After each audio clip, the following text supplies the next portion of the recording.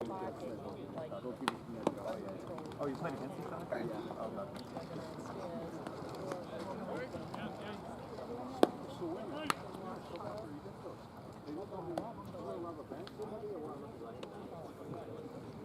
Wide open. Where? At Bottom half of the store. what are you doing? Locks, everything in the house. So I now have mosquitoes. I find Yeah. good work. And I couldn't. Side She where was 36. like between my legs. Eric's Barking running. at me as I'm trying to sit in it. So came home, Dave luckily had gone upstairs with the room. Another one. I just looked how I texted her. She came in, we went right downstairs. And he came up and it was like.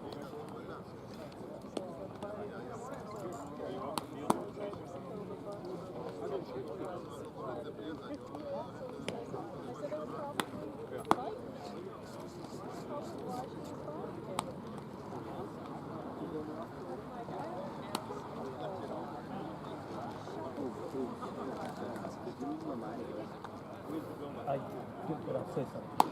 I will.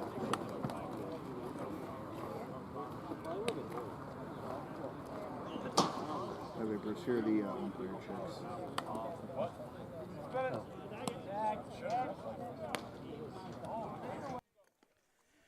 From center field at Lexington High School in Lexington, Mass. This is Lexington Blue Sox baseball here on the Blue Sox Baseball Network. Tonight, it's the Blue Sox with a record of 7-9, 14 points, fourth in the ICL, taking on the Melrose Americans with a record of 8-7, 16 points, third in the ICL. Good evening, everybody. Sam Feely here with you, ready to bring you the play-by-play story. The Blue Sox coming off a tough 4-0 loss to the Andre Chiefs last night in the final regular season meeting between those two teams.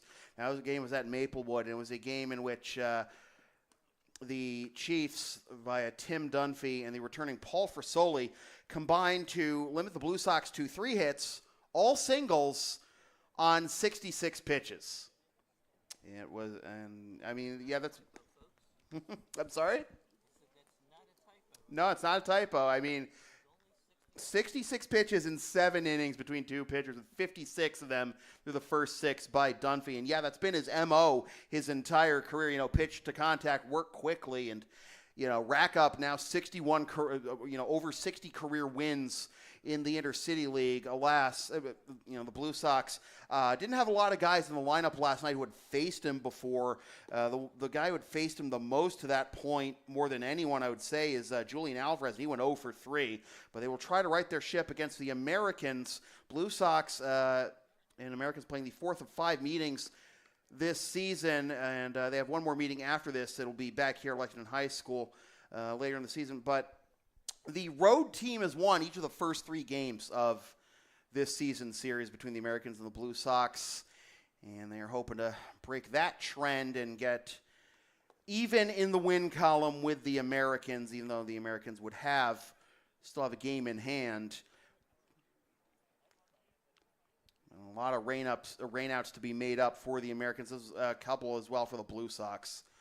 And the Americans actually haven't played since last Wednesday's win over last Wednesday's Blue Sox win at Morelli Field, in which the Blue Sox hit back-to-back home runs for the 4th time since 2006. And some more details on those numbers just a little bit on that feat in just a little bit. But first, here is the starting lineup for the Melrose Americans in the usual white tops, the red letters, shoulders, and numbers.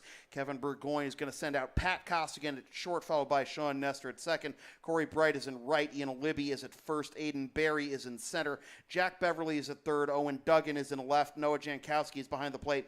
And Mike Nestor rounds out the lineup as a DH. Starting pitcher tonight for the Americans will be Harper Flint.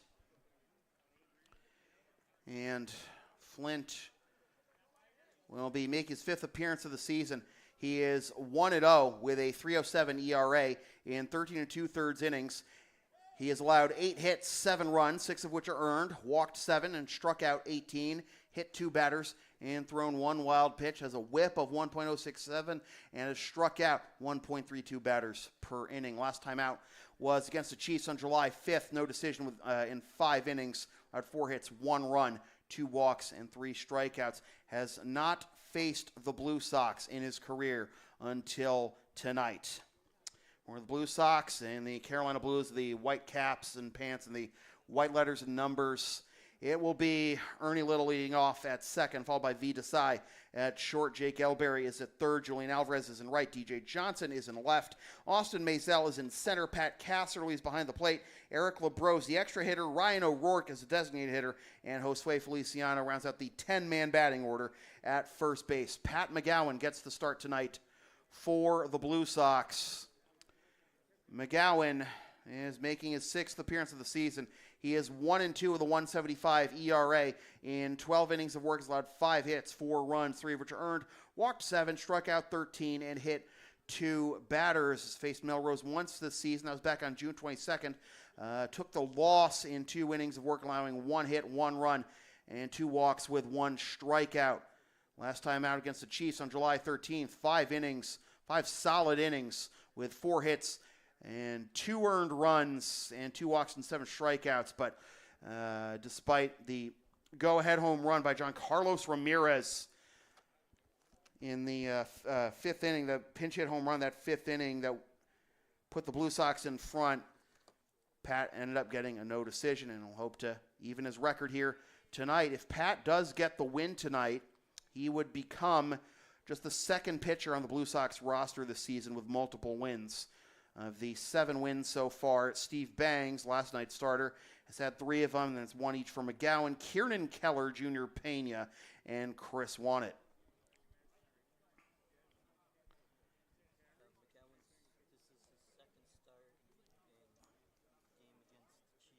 Yep.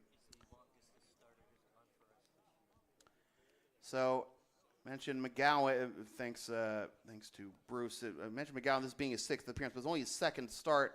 The 5 innings he threw against the Chiefs on the 13th, the longest outing by a Blue Sox starter, actually a Blue Sox pitcher, period, right, this season. Yeah.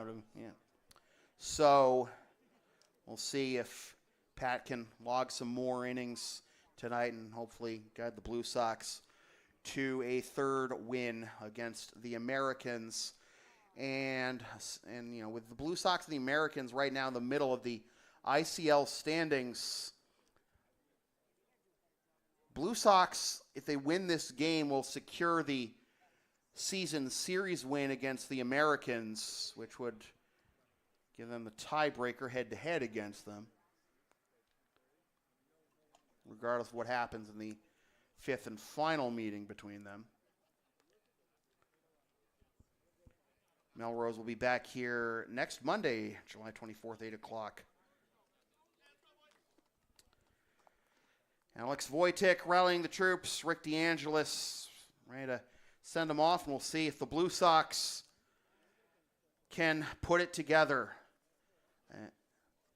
I got to tell you, folks, talk about, do the Blue Sox have what it takes inside to pull off a winning streak as they take the field here? Because it's not like they don't have talent and they don't know how to respond to adversity. If they didn't, they wouldn't have won 7 games by now. But the consistency is what is of those responses and that tenacity, and keeping the momentum going from game to game to game is what has prevented them from getting over the 500 hump with 9 games to go, including this one. So McGowan on the mound for the Blue Sox. There is one other game in the ICL tonight.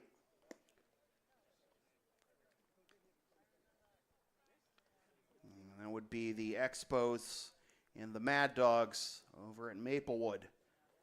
Expos will be back in action tomorrow night, too. Expos actually have games tonight, tomorrow, Thursday, and Friday.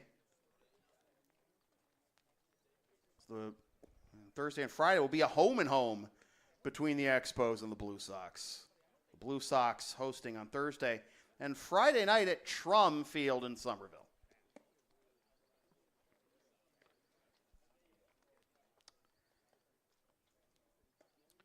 Pat McGowan, after a strong outing his last time up, hoping for even better result tonight.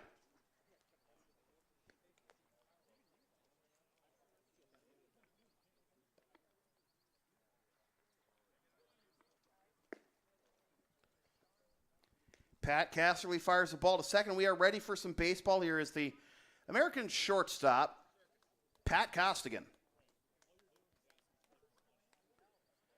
Costigan entering play, slashing 362, 402, 492, 404, 896 OPS, 17 for 47 with 2 doubles, 8 ribbies, 11 walks to 5 strikeouts, and 11 runs scored, tied with Aiden Berry for the team lead in that category. First pitch, 8:14, down and away, we're underway. Ball 1. Temperature at game time is 78 degrees and quite muggy. Cloud cover, lights are on. 1-0 the count to Costigan. My Sean Nestor and Corey Bright. Outside, 2-0. Well, I know it's only, the first 2 pitches at the top of the first, but remember, McGowan was a little shaky in the first inning of the game against the Chiefs. Allowed 2 runs, but settled down. And remember, he was in the line for the win after Ramirez's pinch hit home run as Costigan fouls that one off. 2-1. Ended up having the longest outing of any Blue Sox starter this season. Last Thursday, 5 innings, but a no decision against the Chiefs. Fouled straight back off of the mitt of Casserly, and it is 2-2.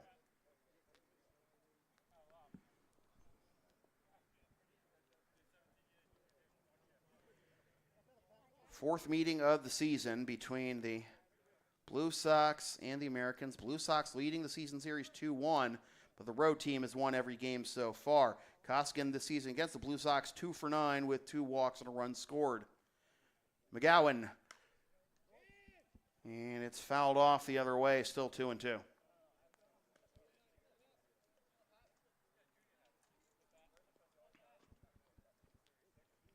As good as the Sabretooth Expos have been this season, Costigan has actually had his best performances against the Expos. He is 5 for 10 with 3 runs. Both of his doubles this season, all of his extra base hits, in fact, this season have come against the Expos with 2 RBIs and 2 walks. Down low, and the count is full.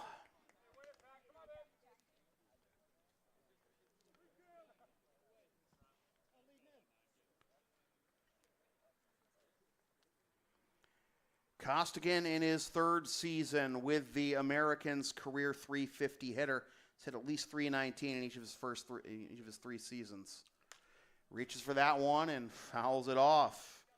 Last year had an OPS of .943 with 5 doubles, 1 triple, 1 homer, and 12 RBIs. Has a career high in stolen bases this season already with 5. 2021, 8 doubles, 1 triple, 1 homer, 14 ribbies, and an OPS of .890.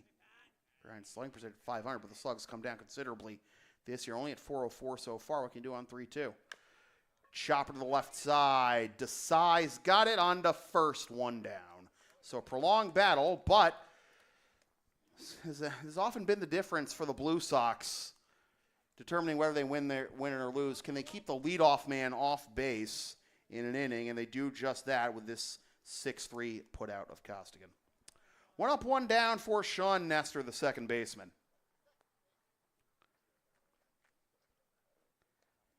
Nestor entering play, slashing 325, 413, 350, 763 OPS, 1 double out of his 13 hits in 40 at-bats, 4 ribbies, 6 walks to 4 strikeouts, and 8 runs scored. 0-1.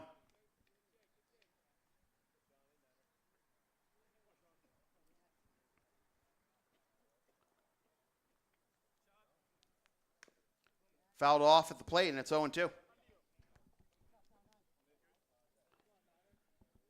Nestor was 0 for 3 in the game on July 12th against the Blue Sox at Morelli with a strikeout.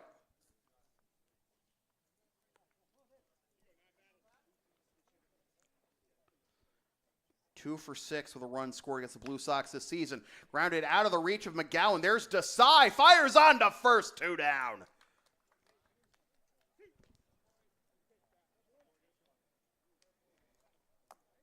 He Desai with a couple of nice plays to start this ball game. 2 up, 2 down for the right fielder Corey Bright. Considerably easier at bat though, as far as McGowan is concerned, even if the degree of difficulty on that play was a little higher for Desai. Bright enters play slashing .323, 500, .323. That means no extra base hits out of his 10 hits and 31 at-bats. 9 runs scored, 7 ribbies, 4 walks to 2 strikeouts. Ball 1 to Bright.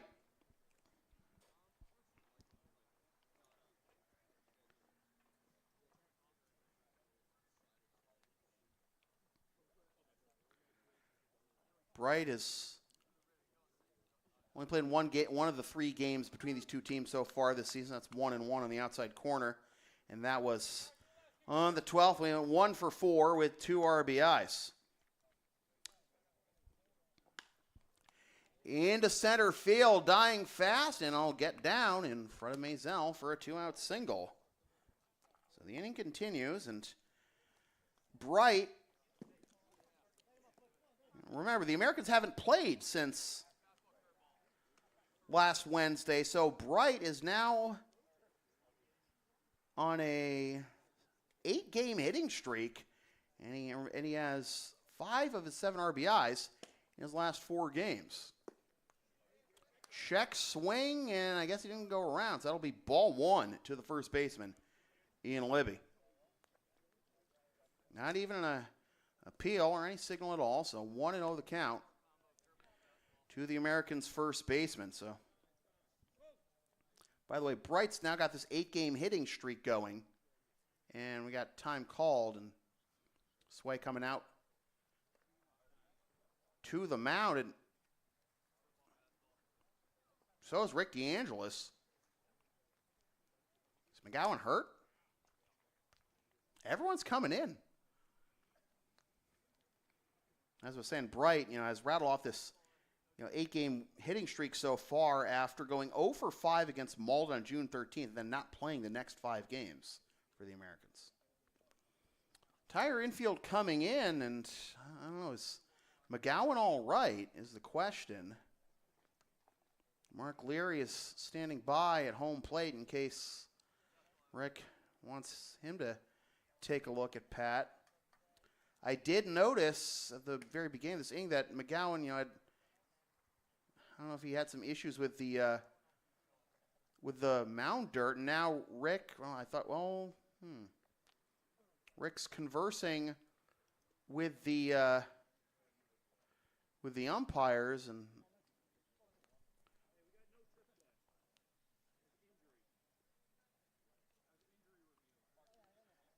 all right, so that doesn't count as a trip to the mound, the mound visit this inning. It's just an injury check, and looks like McGowan is okay to continue for now, as that is fouled off 1-1. What I was saying was, it looked like earlier in this inning that McGowan was trying to get some dirt out of his cleat. I guess he didn't, push off, and I think it was his right cleat too, so I guess he kind of slipped. He was trying to push off or something. Got Mark Leary, of course. We also got Sal Mirabella, former Lexington police officer, to check on him and check on any player who might have a, injury concern or anything. 1-1 with 2 out and a runner at first. Bright picking up the 2-out single. Fouled the other way, and the count will be 1-2.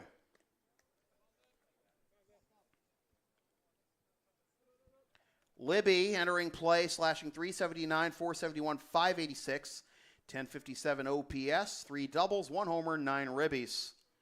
He is behind 1-2 with Bright on first, Bright is 0 for 1 stolen base attempts this season.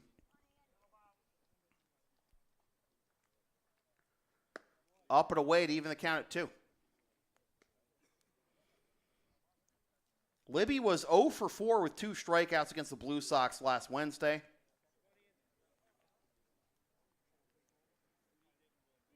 Game before that against the Bulldogs on the 11th, 3 for 5 with a double, a homer, and 4 ribbies, and 2 runs scored.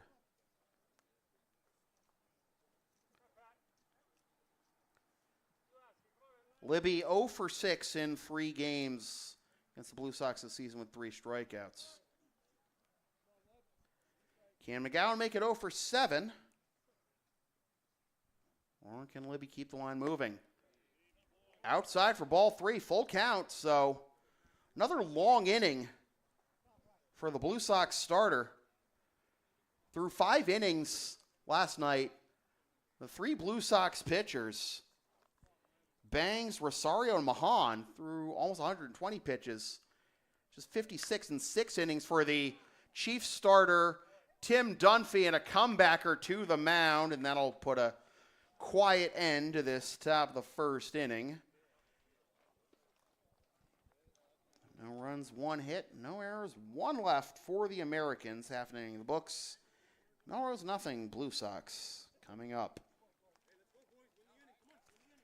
So, mentioned Blue Sox lineup with Little, Desai, and Elberry leading things off here in the bottom of the first. And Blue Sox offense gets their first try of the night. I mentioned last time against the Americans. You had back-to-back home runs by Julian Alvarez and DJ Johnson. That was the 4th time since 2006 that the Blue Sox have hit back-to-back home runs in a game. All 4 of those times have been road games, and 3 of those times have been against the Americans. Wednesday was the first time it happened at Morelli, though. The previous 2 times against the Americans were at Playstead in Medford.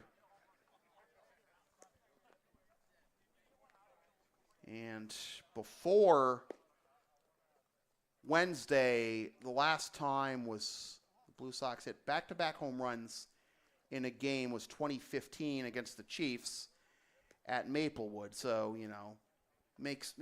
figures that if a team's going to hit back-to-back home runs in an intercity league game, it's going to be at one of those parks. The effectively Little League parks. If you didn't know by now, you saw it last night with Bova's home run off of Bangs, where Maisel was getting into position into the alley, and it looked like it, would be a routine fly ball, at the very worst, just a gap double, got over the fence, and that was all she wrote right there. And watching these warm-ups here, Harper Flint clearly does not like the condition of the mound either. So we'll see how that affects the pitchers. It's not actively raining. The rain actually, there was a brief, burst at about 6:15 this evening here in Lexington, but it wasn't, terribly heavy. Certainly not during the day of baseball that washed out the Expos Blue Sox game after 2/3 of an inning and cost me about $300 in laptop repairs. Thanks, Bruce, for the Ziploc baggies. But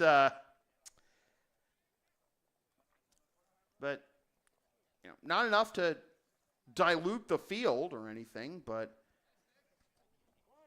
we'll have to get the quick dry out for the mound or something. I don't know. Ernie Fresh to lead things off here in the bottom of the first. Little takes strike 1, 0-1.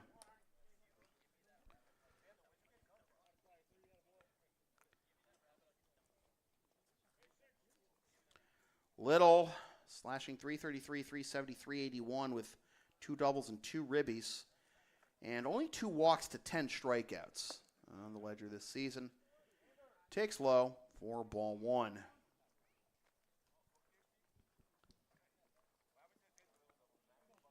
Little was 0 for 3 last night against Andre.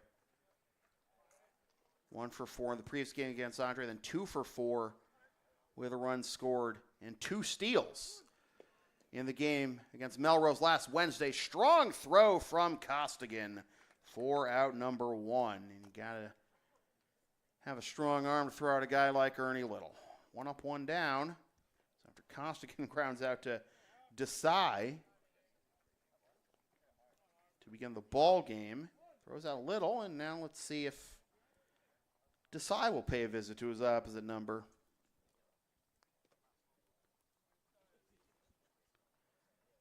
Desai slashing 444, 545, 444 with 4 hits and 9 at-bats, 2 runs scored, 1 walk and 1 steal.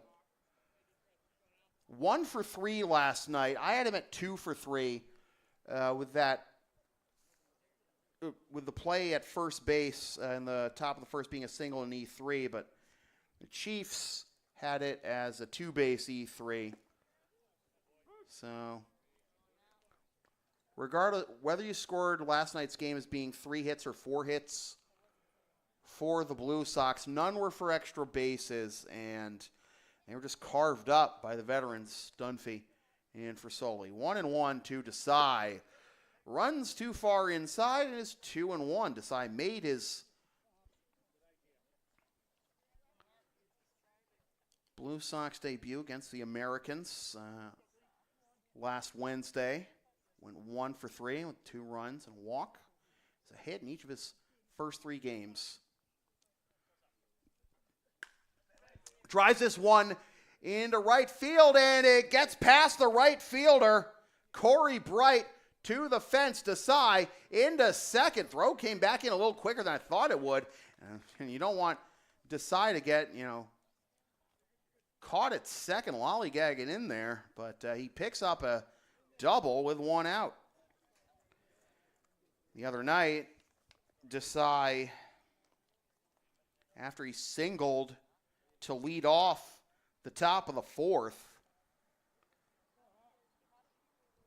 he was halfway between first and second when Alvarez popped up to right, and Parra had Desai dead to rights at first, so tough break there. And Desai just drifted way too far off the first base bag. You got to be close to the bag. Like, if you get thrown out at second, at least it's, still runner at first, 1 out, but then it's base empty, 2 outs. And, that combined with as Elberry into right center field, and that'll get down.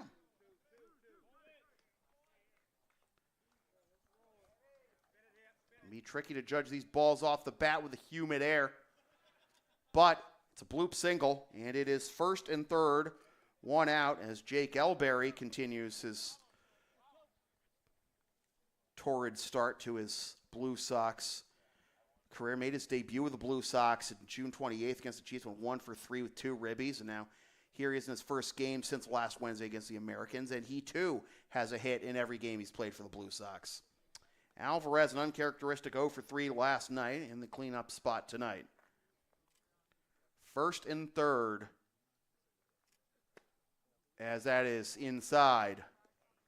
4-1. Alvarez with an OPS of 1277, 340, 440, 837 to slash line, 6 doubles, 5 homers, 17 RBIs. Takes on the outside corner. Strike 1, 1-1. Alvarez 0 for 3 last night, but against the Americans he had homer and 2 RBIs back-to-back games against the Americans and the Chiefs. As that's down the first base line, is a fair ball. And the umpires are going to call a dead ball, and it'll be an automatic double as it rolls out of play towards the gravel path. Elberry to third. Alvarez with an RBI double. Desai scores 1-0 Blue Sox. Alvarez is now batting 3 for 7 with 5 ribbies this season against the Americans. 18 ribbies for Alvarez. It's a new Blue Sox career high. And DJ Johnson, look at him. I keep saying I want to see an encore of, some of the couple of majestic blasts he's hit this season. The solo shot he had last Wednesday, as he laces this one the other way, that gets down for a base hit. The solo shot he had last Wednesday was his first RBI since his home run on opening night against the Bulldogs. That brings in Elberry, and it is 2-0, and there is DJ's first RBI that isn't himself this season. Alvarez holds at third. And now DJ's taken off for second. Throw is going to bounce into second, a stolen base.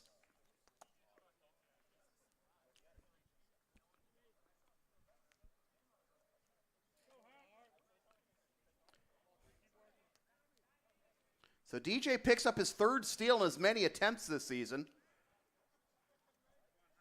0-1 is the count to Austin Maisel.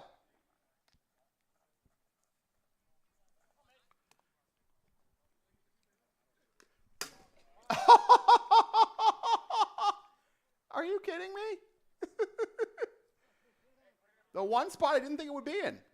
Did the whole thing break? I mean, it's certainly out of focus, that's for sure. Tuck, you want to help me out here?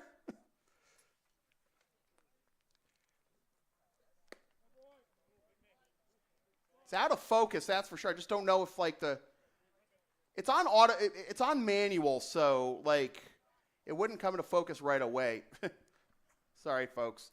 1-2 the count. You're going to have to do radio play-by-play for a little bit. 2-2. Let me take a look here.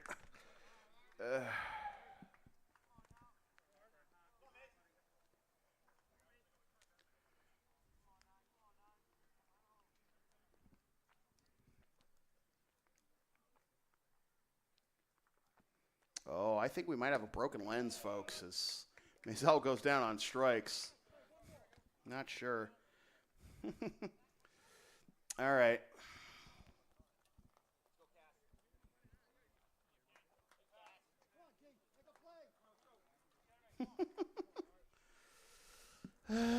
Please be kind. All right.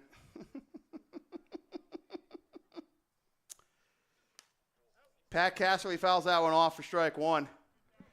All right, I think.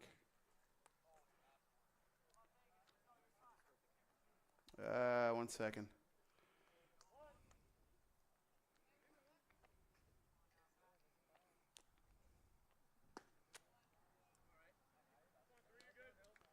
Yeah, I might have to just restart the camera. So 1-1 the count to Pat Casserly. So yeah, we are gonna just do radio play-by-play for a little bit. We still got the score bug anyways. 1-2. Now this is hilarious. Doesn't look like it got cracked. I think it's just the focus is out of whack because of that. So, I mean, hey, not the worst thing in the world, right? All right, 1-2 to Casserly.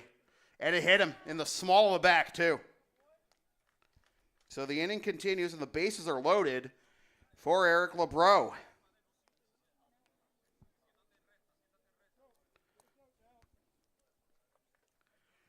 Bases loaded, 2 down. LeBreau, joining the team last night, made his Blue Sox debut, getting the start at third base last night. He's the extra hitter tonight.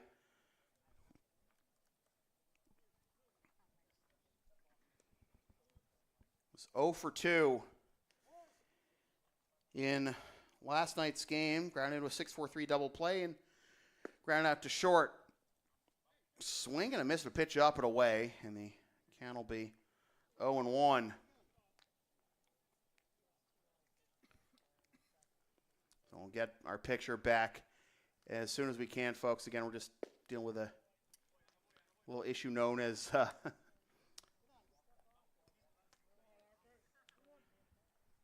Foul ball hitting the camera.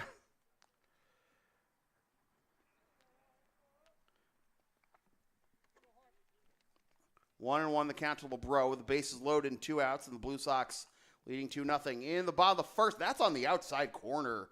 Ooh, looked like a favorable call there for Flint. It is 1-2.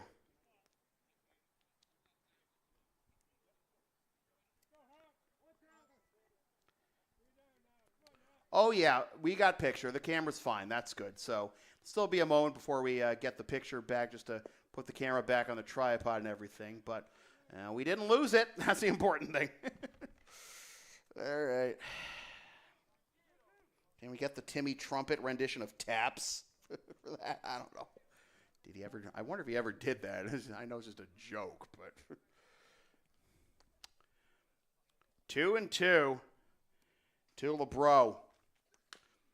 Little chopper to short. Costigan's got it. Double clutch.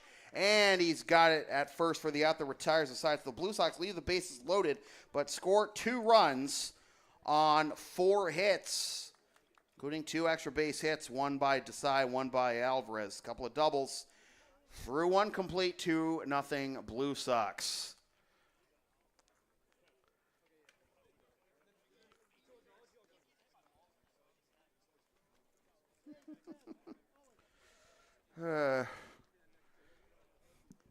Everyone in my own family is broken. Mrs. Wojcik's ankle is broken. Why shouldn't the camera be broken? How you doing, Mrs. Wojcik? Alex says hi. Get well soon. Alex told me Mrs. Wojcik actually has been able to walk around. So it might just be a sprained ankle, but hope you're doing all right. And, yeah, hope you're doing all right watching at home as the Blue Sox leading 2-0 after 1 complete. You know, that can be the difference, you know. Starts with preventing the leadoff man from getting on. Then it goes to, then you got to, prevent your opponent from scoring in the first inning. Score yourself in the first. Set the tone early. Blue Sox have struggled to do that. And a slow start can absolutely derail you the rest of the game. And you're not going to, have a 6-run comeback like you did against the Bulldogs. You can't every game. You can't count on that to happen every time you fall behind. The Blue Sox out to an early lead tonight and hoping to keep that momentum going the rest of this game and hopefully the rest of the season as we go to the top of the second inning. And the Americans will send Barry, Beverly, and Duggan to the plate. And Pat McGowan, after a little mini injury scare, back out there for the second inning. And just as we get the picture back, foul ball in a familiar spot. 0-1. Got to fix one thing, folks. Please be kind. 1-1. We good? We good.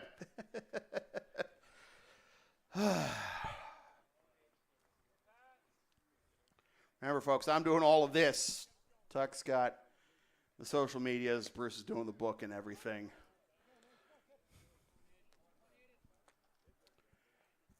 That's 1-2, excuse me. Barry, the center fielder for the Americans, the number 5 hitter in the visitors' lineup. Able to hold up on that low one, 2-2.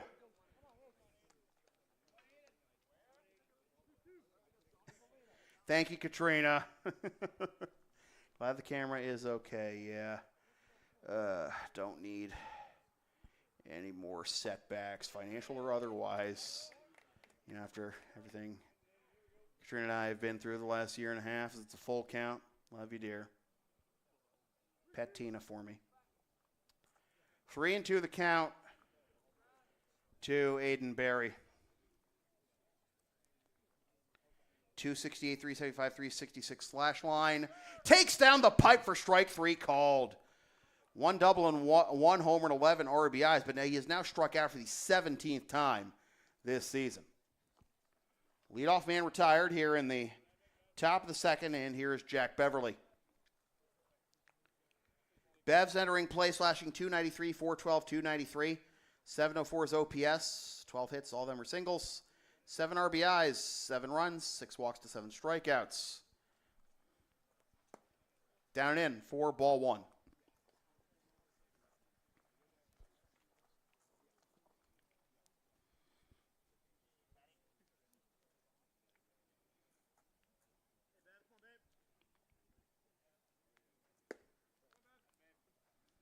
One and one.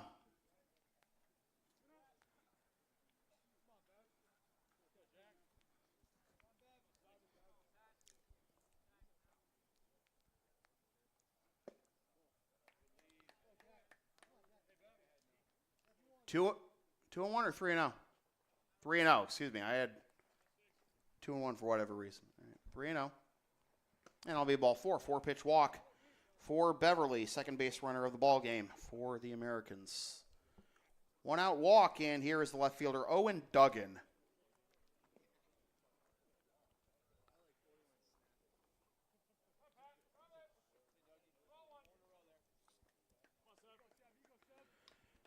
Duggan playing his 9th game. He's slashing 300, 391, 450 with 3 doubles out of his 6 hits and 20 at-bats and 2 ribbies. Outside corner for strike 1.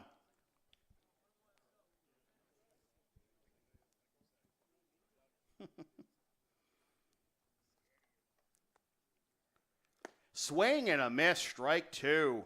With a fastball by him there.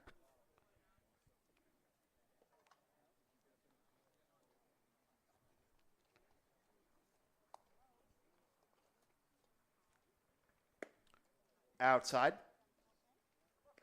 1 and 2. Catcher Noah Jankowski's on deck.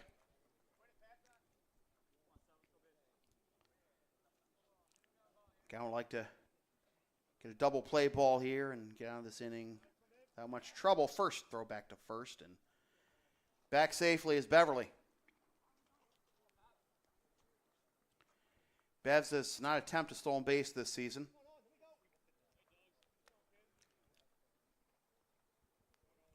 As a team, the Americans are 4th out of 6 in the ICL in stolen bases with 19, as that's on the inside corner for strike 3 called. Second strikeout of the game and inning for McGowan. 2 down, and here's Jankowski.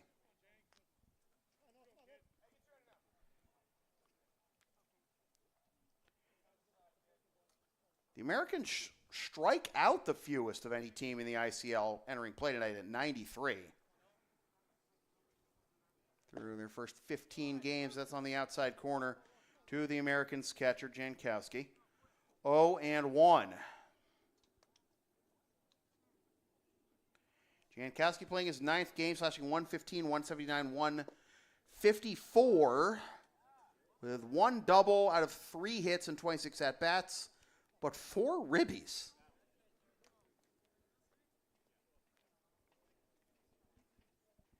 Behind 0-2, though. And that's a swing and a miss. Good morning, good afternoon, and good night. Noah Jankowski. McGowan strikes out the side in the top of the second through a buck and a half. 2-0 Blue Sox.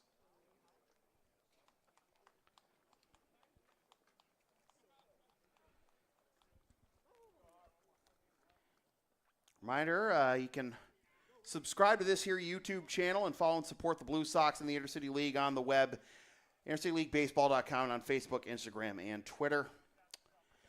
More Intercity League action tomorrow night over at my usual digs, LSP. It'll be the Andre Chiefs hosting the Lexington Bulldogs at Maplewood. First pitch is at 8. Go ahead and subscribe over at youtube.com/@LSP. 37.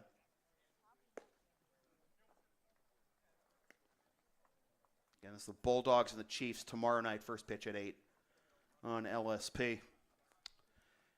As we go to the bottom of the second, and it'll be 9, 10, and 1 due up for the Blue Sox. Ryan O'Rourke, Josue Feliciano, and Ernie Little. The original thought before the game was to have Rhino grab mic number 2 tonight, but he is in the lineup. Might pitch later with him being in the DH slot. He could certainly do that. We'll see. The Blue Sox. I mean, the Blue Sox have O'Rourke and Manny Del Carmen available tonight. So, depending if the Blue Sox need a save, do they go the lefty or the righty? We'll find out, right?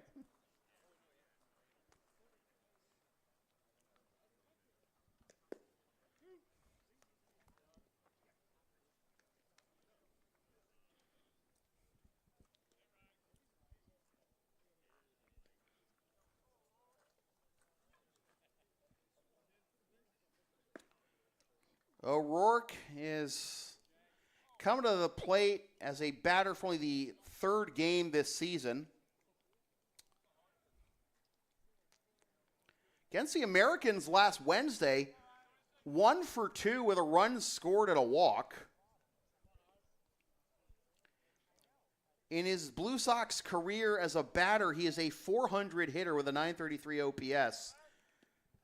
3 doubles, no homers, and 4 RBIs. He takes that for strike 1.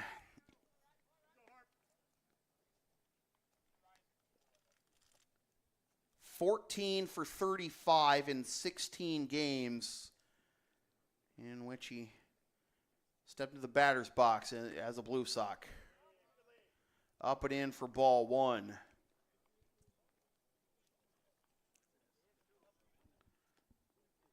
He also stole a base in the win against the Americans last Wednesday. Pitchers who rake and pitchers who run. Here's a grounder to the left side. Off-bounce throw at third, but in time. Great play by Jack Beverly for out number 1.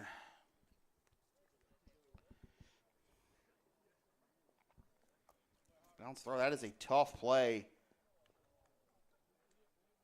Melrose busting it up that first base line, and Bears box are coming out of here. So Josue Feliciano, good to have him back with the team again. He's last couple of years, he's been putting together some great seasons, and then the injury bug puts a stop to that, and it sucks. But it's important to have a guy like Sway around, if nothing else, just for his veteran leadership and his experience. And he's a great guy to have around. He's just a person too, 2-0 the count to Sway.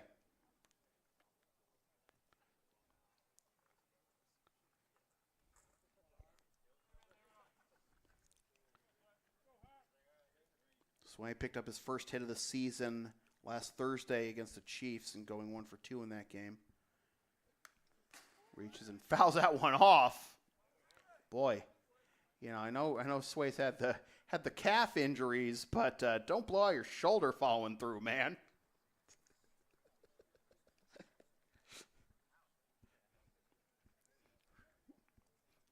Still got that anyways. All right, we're back. Sorry, folks. All right. Swing and a miss, strike 3. 2 up, 2 down. Second strikeout for Flint, and the lineup turns over for Ernie Little. Little ground out to short to begin the bottom of the first.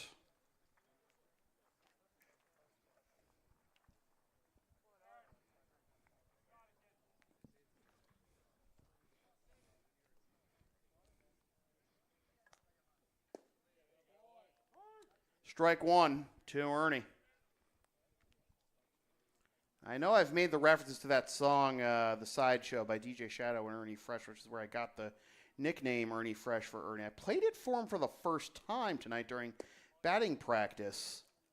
And he said he'd actually heard it before. But I don't know if The Sideshow is one of the singles off The Mountain Will Fall. I don't know. I'll have to look into that.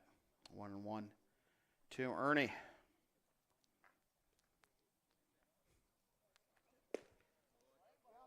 1-2 as Flint is starting to Light some fire on that fastball. Get it, Flint. Fire starting. Jokes. 1-2.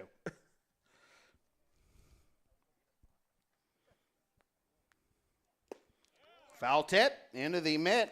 Now the catcher, Jankowski, for strike 3. So we saw we saw Steve Bangs have a shaky first inning, but then settle down the next afterward after allowing 2 runs in the first to the Chiefs. Then we're going to see out of Flint here. Are we going to have more of a pitcher's duel? Well, still a lot of ball game to be played, but the Blue Sox still lead 2-0 after 2. So 3 strikeouts now for each pitcher, but McGowan is not allowed to run with just 1 walk and 1 hit. So far it's been 2 runs on 4 hits plus a hit by pitch drawn by the Blue Sox offense off of Flint. So we'll go to the top of the third. It'll be Mike Nestor, Pat Costigan, and Sean Nestor due up against McGowan.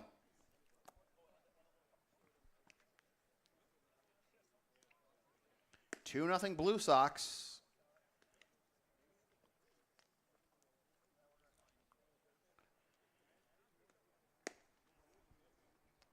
This game is number 17 for the team. 8 more games after this.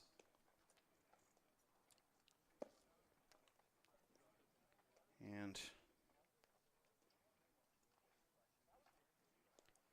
that includes 1 more game they have to make up against the Malden Mad Dogs, although at this juncture might only be made up if playoff seeding depends on it. The Mad Dogs and the Bulldogs actually tied for 5th right now in the ICL standings. They're both at 4-13 as Mike Nestor tries to bunt his way on and hits it in the fence, thankfully above the camera, significantly above it, for strike 1. 2-0 here in the top of the third. Blue Sox on top, scoring in the first inning and keeping the Americans off the scoreboard in the first inning, both so critical to the Blue Sox success when they've had it this season. They didn't score in the first inning in the last game against the Americans.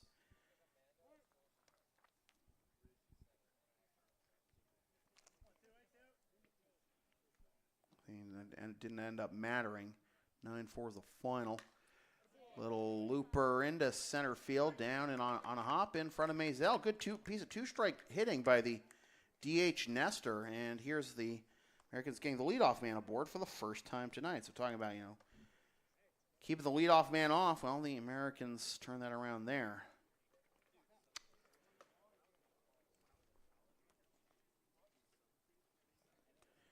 Nestor was entering play tonight, slashing .294, .333, .353 with 1 double and 2 ribbies. So he's now got his average to an even .333. Now he's hitting 6 for 18. Hit and run is on, and that's fouled off by Costigan for strike 1. Costigan ground out to short. A couple of long at-bats in that first inning.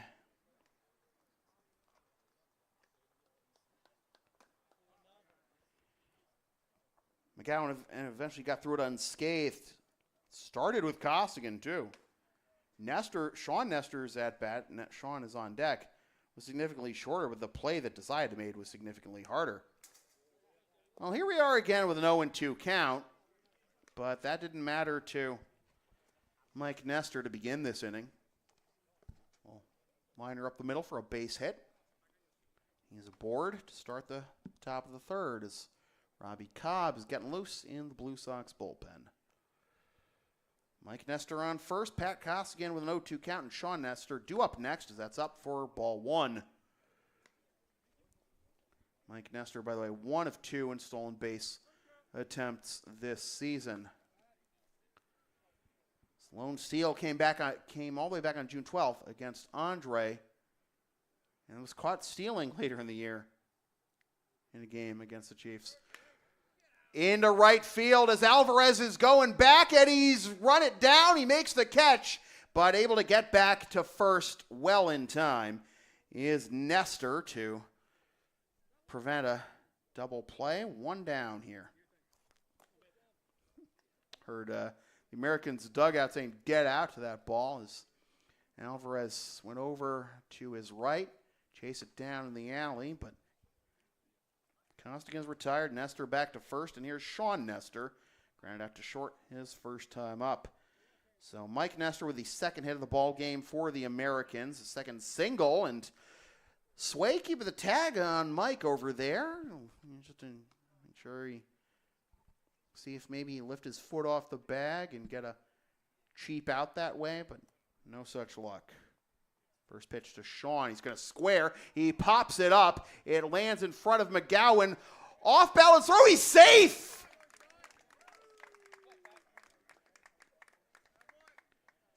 First and second on the bunt single.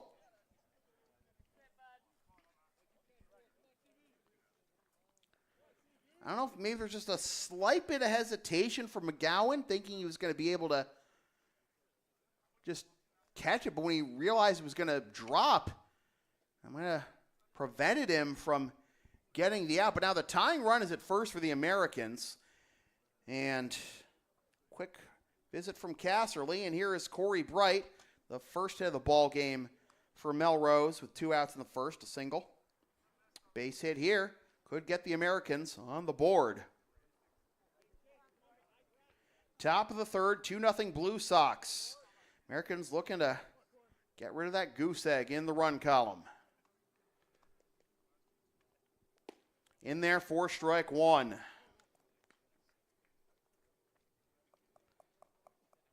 So Sean Nestor catching the defense snapping with 1 out, lays 1 down, gets to first on the base hit. Now the Nestors on first and second. Throw down to third on the pitch outside. And Mike Nestor has third base stolen. First and third now, 1 out. Run now 90 feet away for the Americans. Sean did not end up going on that play, so double play is still in order for the Blue Sox, but we'll see. I don't know. Will Sean try and make a run for it here on this pitch? He does not. To the left side and through for a base hit. Out of the reach of the third baseman, Elberry. Mike Nestor scores. Sean Nestor up to second. RBI single for Bright. He is 2 for 2. And now the tying run in scoring position for the Americans.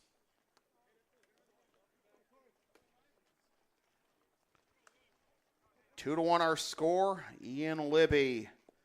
What can he do here? Hit a comebacker to McGowan to end the first.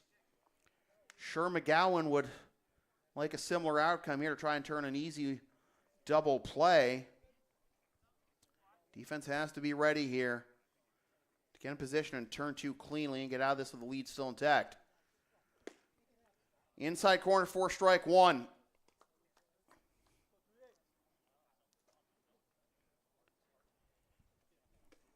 0-2 liner up the middle, gets Nestor a base hit, and eventually comes around to score. So again, the leadoff man gets on a 2-strike pitch and comes around to score. Again, that can be the difference sometimes. And an appeal to the base umpire, kind of a late appeal. I thought we were going to get that granted a lot sooner, but it was no swing. It's 1-1 to Libby with Sean Nestor at second and Corey Bright at first, after Bright picks up the RBI single. It's his 8th ribby of the season.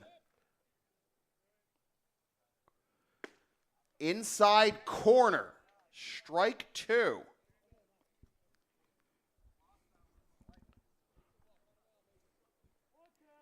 Robbie Cobb was warming earlier in the Blue Sox bullpen. Right now, it's the lefty Nate Hartley as that runs up and in, and it is now 2-2 to Libby. Aiden Berry due up next for the Americans.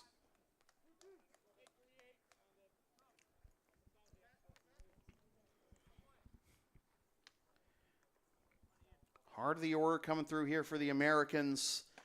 Trying to pull even or maybe take the lead. Long look here from McGowan.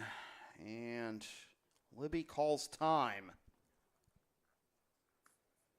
2-1. Blue Sox with 2 runs in the first, but left the bases loaded. And then we're retired in order in the second. Little excuse me foul to the left side. Still 2-2. Libby kind of in between there. I was trying to hold up, and maybe lucky for him, he just fouls it off and gets a reprieve, but that was pretty close to staying fair, and in danger zone there. Alberry didn't get it. 2-2 with 1 out, runners on first and second.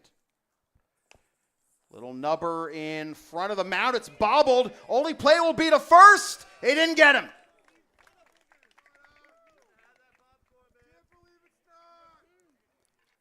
E1, and the bases are loaded with 1 out. Aiden Berry now has the tying run 90 feet away and the go-ahead run at second. The way that ball was rolling, there's no way they were going to get 2 anyways, but they don't get anything. They don't even get 1. Now the Americans with a big chance here. Liner the other way for a base hit. 1 run will score. Kevin Burgoyne puts the brakes on Corey Bright at third. We are level at 2.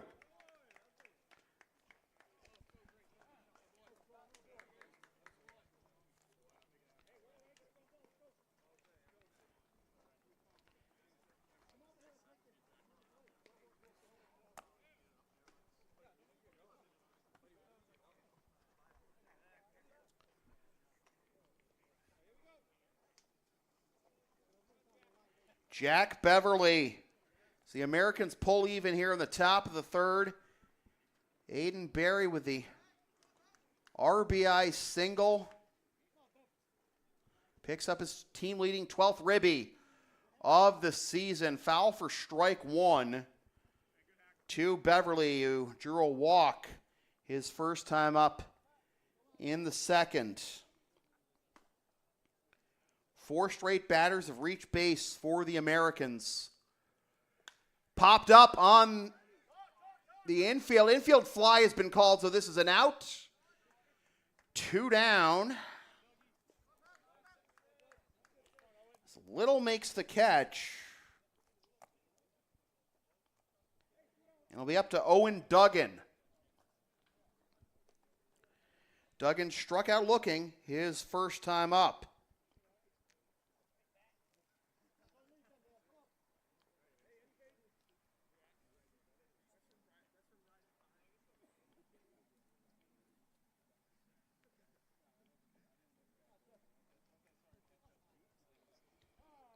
Time called before Duggan faces a pitch.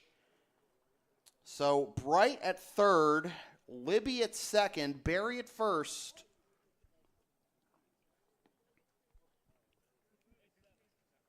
And up and away for ball 1.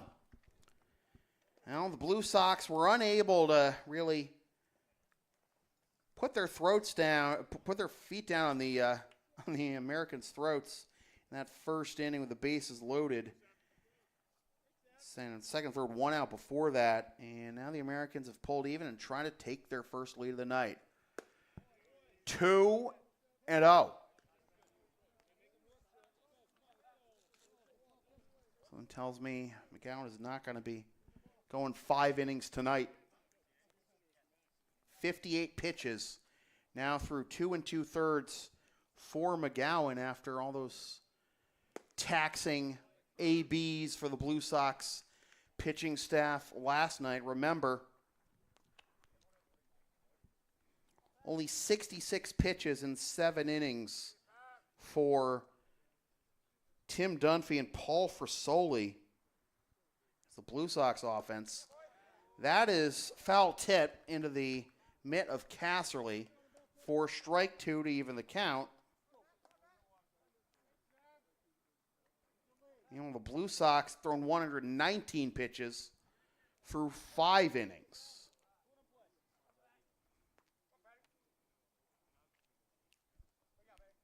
Again, the taxing ABs continue tonight, even at the start of this game.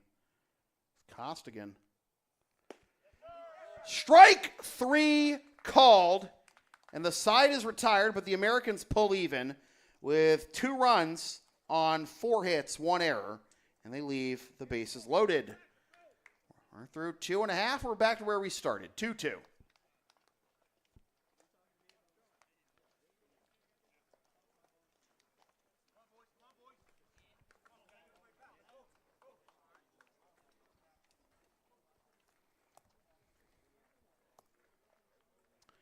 Well, we've seen the Blue Sox respond to adversity before.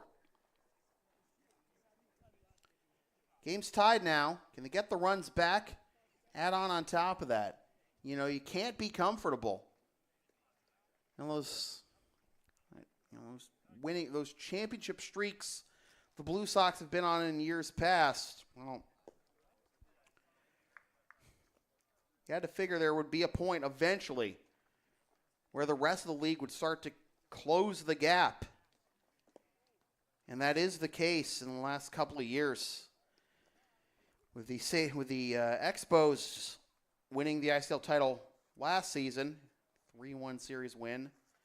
And now the Expos and the Chiefs jockeying for position at the top of the ICL standings, while the Americans and Blue Sox at this juncture fighting to avoid having to play the 1-game playoff in the first round. 5 teams make it. 4 and 5 play 1 game, and 1v4, and then the winner of that game versus the 1 seed, and 2v3 in the best of 3 semifinals. Not best of 5, best of 3. Very little room for error in the postseason. So here we go to the bottom of the third. Desai, Elberry, and Alvarez due up. Desai got the party started for the Blue Sox offense in the first when he doubled with 1 out and then came around to score on Elberry's single.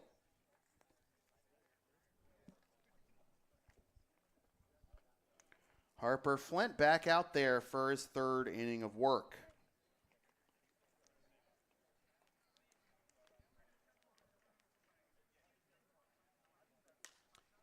Into left center field and on the run, making the catch with 1 hand, reaching up, is Berry for out number 1. Well, you do not want a 1-pitch out in this situation, leading off the inning.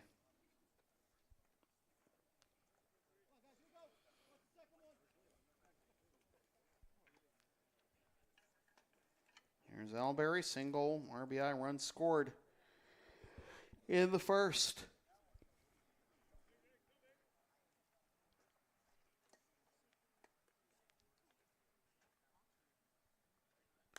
Alberry fouls that one off for strike 1. One of the things that Rick DeAngelis has been trying to preach to his guys, you know, especially after losses, is to, you know, have better pitch selection. You want quality of swings, not quantity. You know, don't go chasing waterfalls. Nice little sweeper there to the inside part of the plate for strike 2. 1-2 to Elberry. You certainly don't want to go chasing waterfalls like Tim Dunphy's curveball last night, but got carved up. And one of the things, though, like I said, is that last night's lineup, there weren't a lot of guys who had faced Dunphy before.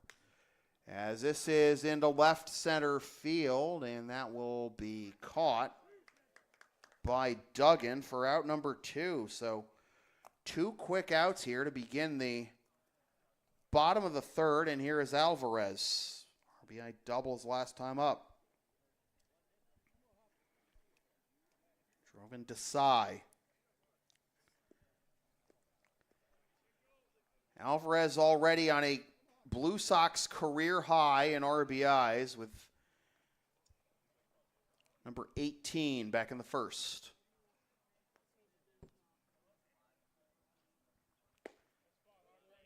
Strike one.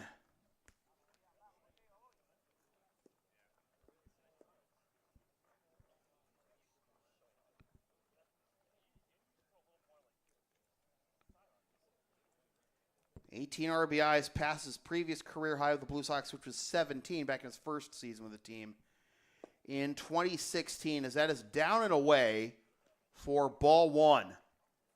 1-1 to Jules.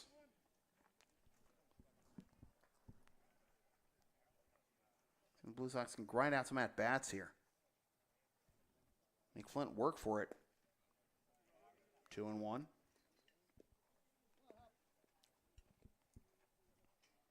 DJ Johnson on deck.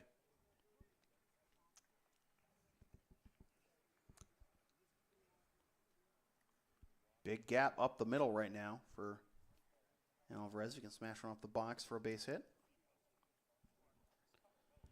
Flint with a 2-1. Popped up, foul to the right, and that'll get out of play. 2-2. Gravel path where cars will drive down for the farmer's market, or maybe an emergency vehicle or something. That is the out of play line down that side. 2-2 to Alvarez. To see him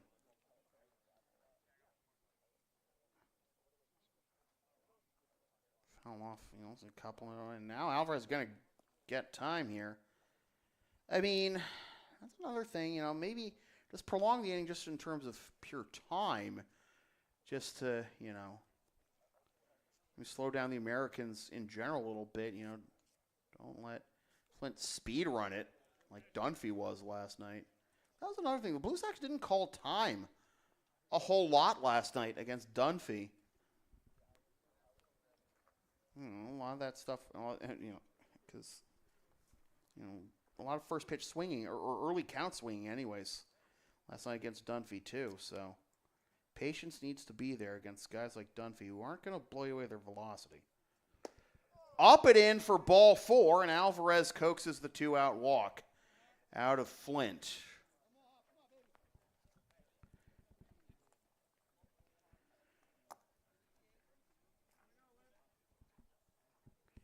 Breaks up a string of 6 straight retired by Flint since the hit by pitch of Casserly. Johnson to the plate for the second time. Single, RBI, and a stolen base in the first. Again, first pitch swinging, that'll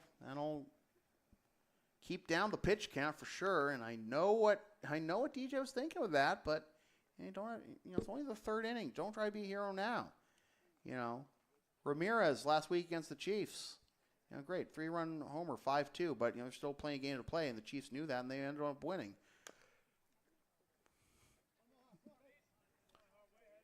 Fouled off, 0-2.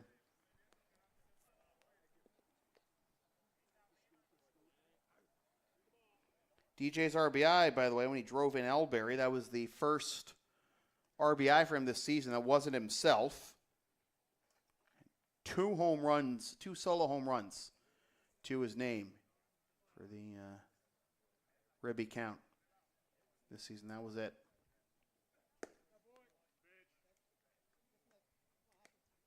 One and two.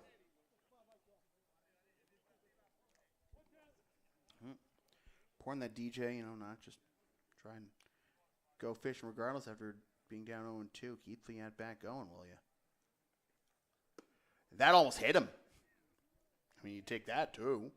That's for sure. Austin Mazel on deck. Back-to-back lefties here. 3 of the first 4 batters in this inning lefties.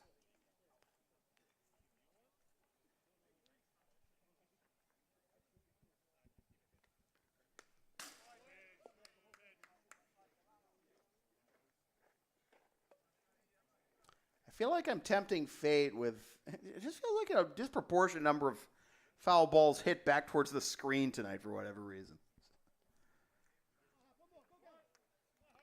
2-2, still the count. Alvarez inching off of first. Up and away, full count. So Alvarez will be off of the pitch, and that can be tempting at times, you know. You see it slow and looping out of the hand, you want to, you know, ambush it and time it and, you know, crush it, but it stayed up and away. Good eye by DJ. Alvarez runs, fouled straight back.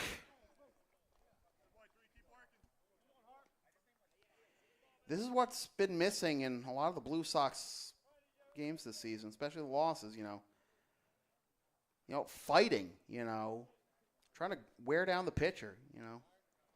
Even if, you know, this inning ends without a run, after those 2 quick outs to begin the inning, the walk by Alvarez, this at-bat by DJ, I mean, you know, it's what you've wanted to see all season out of the Blue Sox offense more consistently. Alvarez runs again. Popped up, but that's going to get fouled and out of play.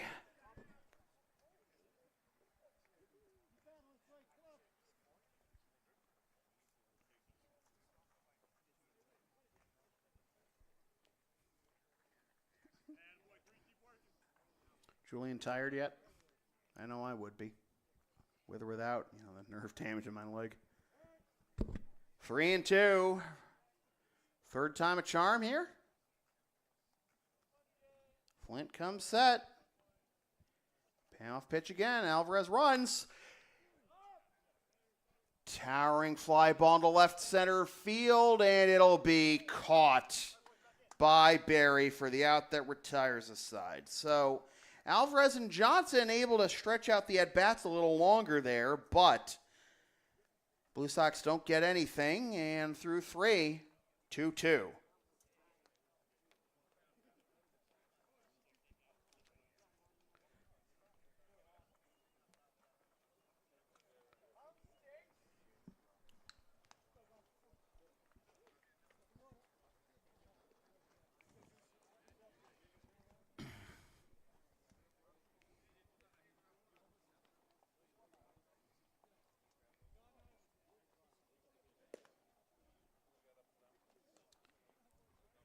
Eight, 9-1 due up for the Americans here on the top of the 4th. Jankowski, Mike Nestor, and Costigan. And Pat McGowan back out there for his 4th inning of work.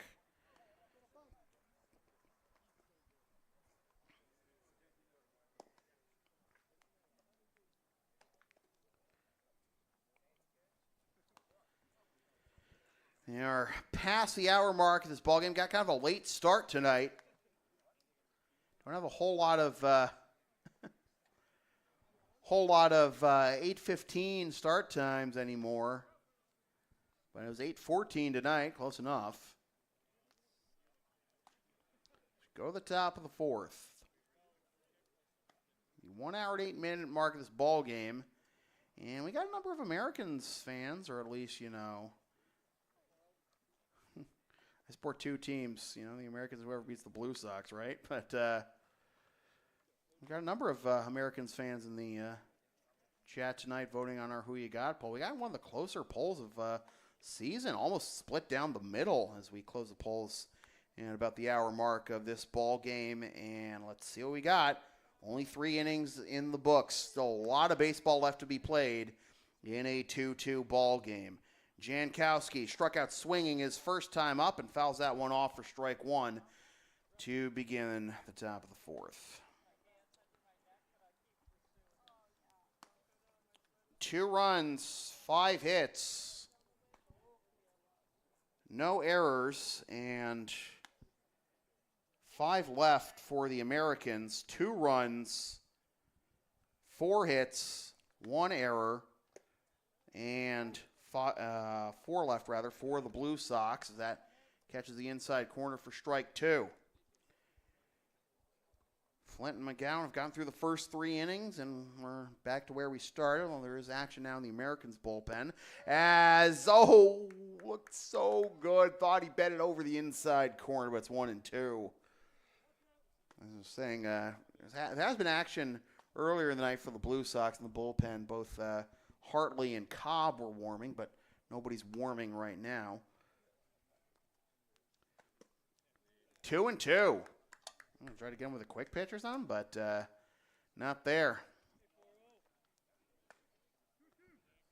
Looks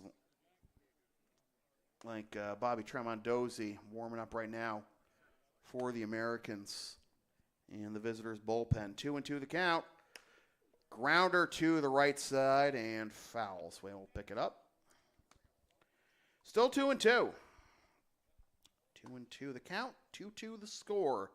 Here in the top of the fourth is the Blue Sox looking to avoid losing 3 straight. Last time these teams played, the Americans had won 3 in a row coming into that game. The Blue Sox snapped that streak. Swing and a miss, strike 3. Second strikeout of Jankowski for McGowan. McGowan now has 5 Ks on the night. 2 of them have been against Jankowski. 2 of them have been against the man who struck out looking to end the third, Owen Duggan.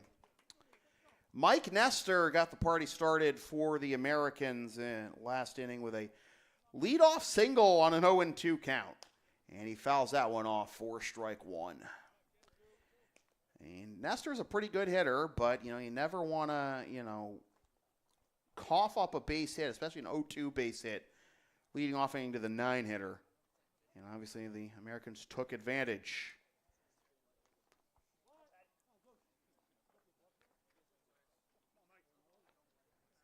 Owen won the count with 1 out here in the top of the fourth. McGowan delivers. Fouled off, and here we are again at 0-2 to Mike Nestor. Can he get on base somehow here again?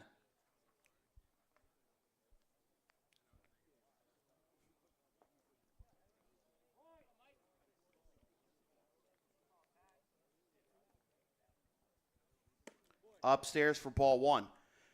Now, the Americans have had the leadoff man retired in 3 of the first 4 innings, and the only exception being Nestor last inning, and that led to the Americans' runs. The Blue Sox have yet to get the leadoff man aboard in any inning. Little grounded out to short to begin the first in the inning in which the Blue Sox got their runs. Alvarez, of course, last inning walking with 2 outs. So 1-2 the count to Nestor with the leadoff man Costigan due up next. If anybody gets on, Sean Nestor. Swing and a miss. Strike 3. A high one, too, and it didn't sound like a particularly powerful fastball, but Nestor got tied up. And 2 up, 2 down. That's now 3 consecutive Ks, by the way, for McGowan. Now has 6 on the evening. And here is Costigan for the 3rd time, 0 for 2, with a ground out to short and a fly out to right. Fouls that one the other way and out of play for strike 1.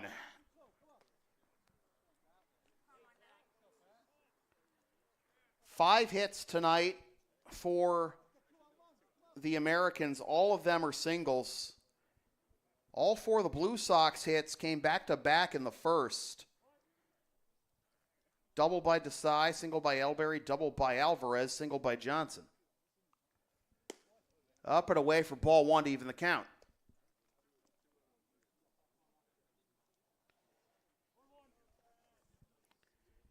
Costigan 0 for 2, trying to get on base and keep the line moving. Representing the go-ahead run right now for the Americans. High for ball 2, 2-1.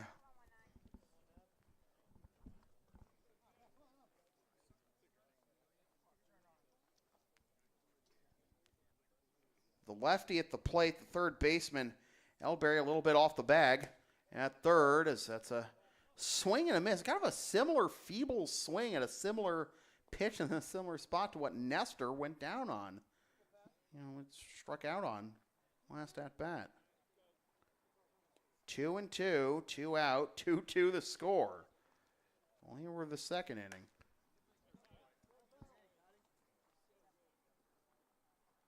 Matt Vasgersian wants to know your location. 2-2 still after that foul off.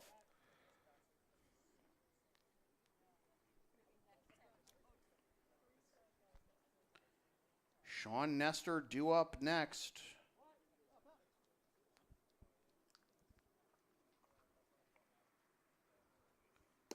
Upstairs, we got a full count.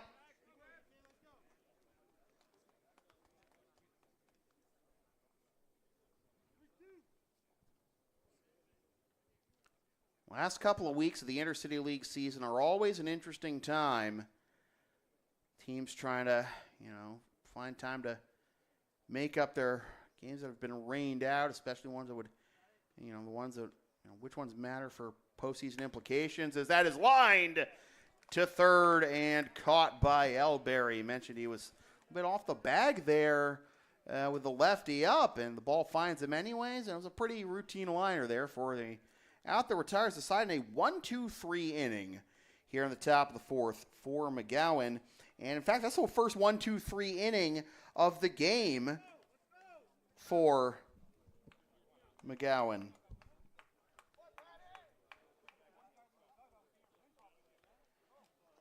Tired 5 in a row, and we'll go to the bottom of the fourth. We're halfway home. 2-2, still our score.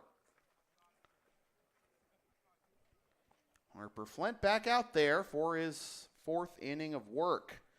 So McGowan able to get over those hiccups in the third inning, and so far it's 4 innings now with 6 Ks, 2 runs,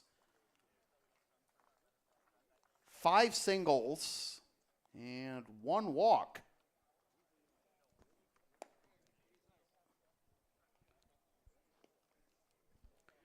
Can the Blue Sox offense reward his efforts?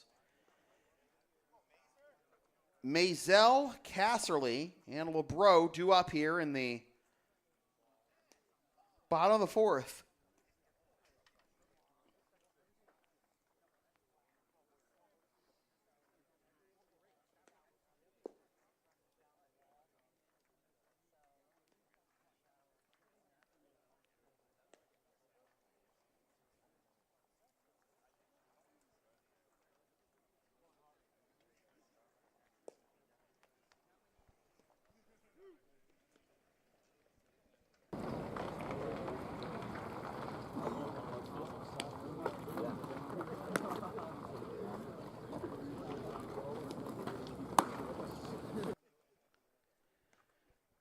Austin Maisel to lead things off, 0 for 1 with a strikeout.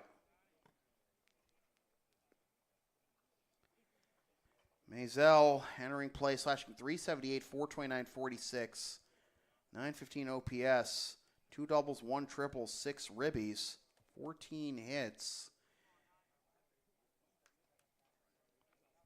Is tied for second on the team behind Alvarez entering play tonight.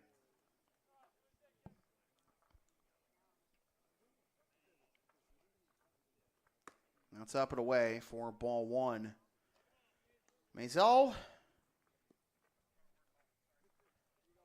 played for the Melrose Americans in the past. Was offensive rookie of the year, I believe, his first season with the Americans.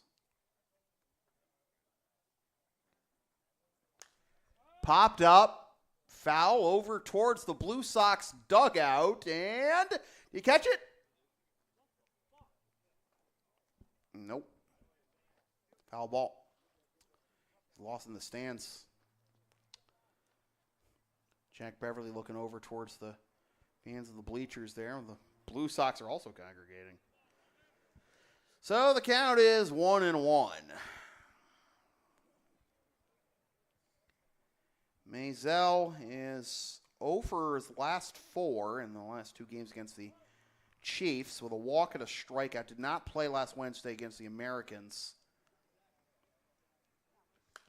Fouls that one off, and it's 1-2.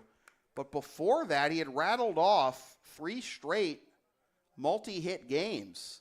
It's 2 for 4 against the Chiefs on June 28th, 2 for 3 against the Expos on July 5th and 2 for 3 against the Mad Dogs on July 7th. 1-2 the count from Flint to Maisel. And here it is. Called strike 3, and Maisel knew it. Leadoff man retired. And again, the Blue Sox still have not been able to get the leadoff man aboard tonight as Maisel goes down and strikes for the second time.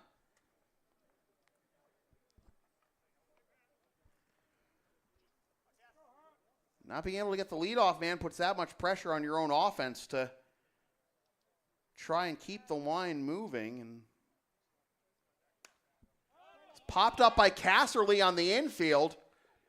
And it drops. Is it a fair ball? It is a fair ball, and he's safe. Casserly reaches. The ball died in front of home plate between Flint and Jankowski. The home plate umpire ruled it a fair ball, said it was touched in fair territory in front of the plate. Kevin Burgoyne pleading his team's case, but well, whatever gets you aboard, right? Although I was a little concerned because Casserly was not, I mean, I don't necessarily blame him, but like he almost got thrown out at first after that ball landed.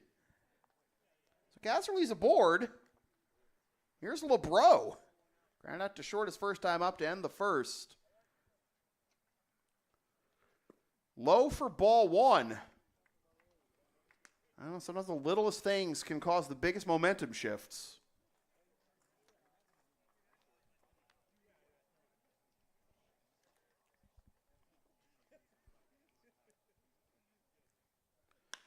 Into left center field, and that'll get down for a base hit. Casserly up to second. First and second, 1 out. And Giancarlos Ramirez is going to step to the plate. When we last saw Giancarlos, he absolutely nuked one down the left field line for a pinch hit 3-run home run that gave the Blue Sox a 5-2 lead last Thursday against the Chiefs. Unfortunately, the Blue Sox could not hold on to that 5-2 lead. So Giancarlos is pinch hitting for Ryan O'Rourke. Ground out to third in his only plate appearance. Carlos looking for a repeat performance of his last AB, but unable to hold back there as he realized too late it was going to be high. And it is strike 1.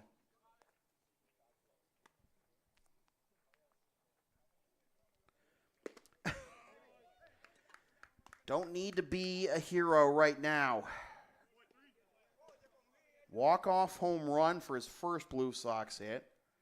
3-run pinch hit home run for his second Blue Sox hit.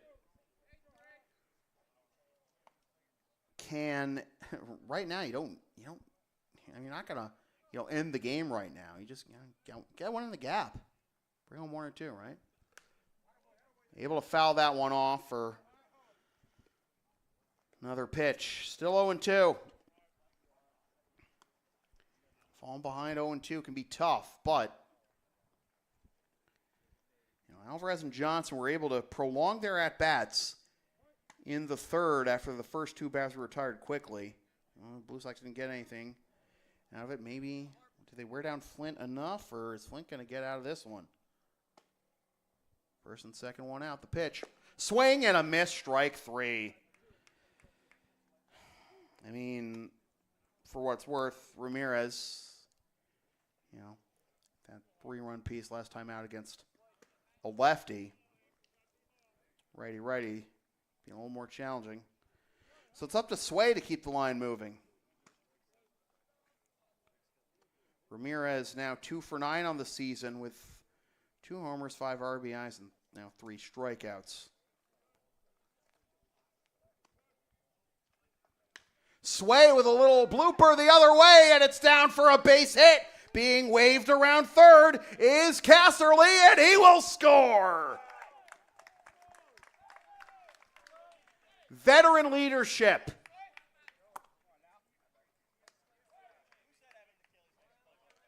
Who wants to be a leader? Sway does. 3-2.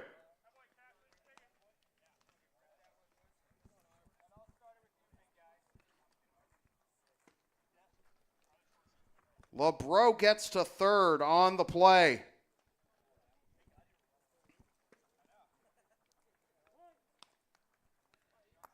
And the line turns over for Ernie Little.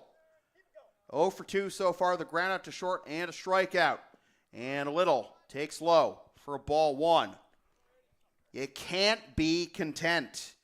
Gotta tack on more and more and more and put this one out of reach. Do not give the Americans a glimmer of hope. You gotta be ruthless. Little into right field, and that will be caught on the run in right by Corey Bright, and that turns out the light on the Blue Sox here in the bottom of the 4th. Sway comes through with the 2-out RBI single, but the Blue Sox leave 2 more. And we are through 4, and the Blue Sox have the lead back. 3-2. But you got to figure it might not be enough. Got to add on. The pitching has to squeeze the life out of the opposition as well. And we're going to entrust Pat McGowan to start the top of the 5th. Well,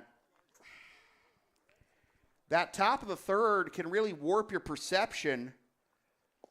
And, especially the, dichotomy of the pitching performances, especially the pitch count specifically, between the Blue Sox and the Chiefs last night. And we'll go to the top of the 5th. And McGowan gets to deal with the 2, 3, and 4 hitters, Nestor, Bright, and Libby. Got a feel for Ernie, though. Nice piece the other way, but Bright able to run it down in the gap. Thought for sure that's going to get out of his reach and score both runners. Get all the way to the wall. Alas,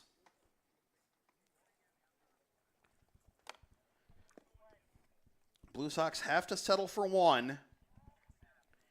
Now the top of the 5th, Nestor. Sean Nestor, that is. Ground out to short in the 1st. Single and a run scored. In the 3rd, he's 1 for 2. So Blue Sox now with 3 runs on 7 hits. But have left 6 to this point. On the outside corner for strike 1, McGowan has retired 5 in a row, including his first 1-2-3 inning of the night in the 4th.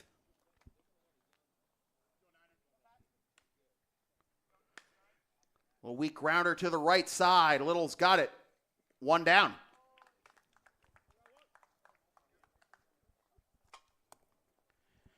One second baseman grounds out to the other.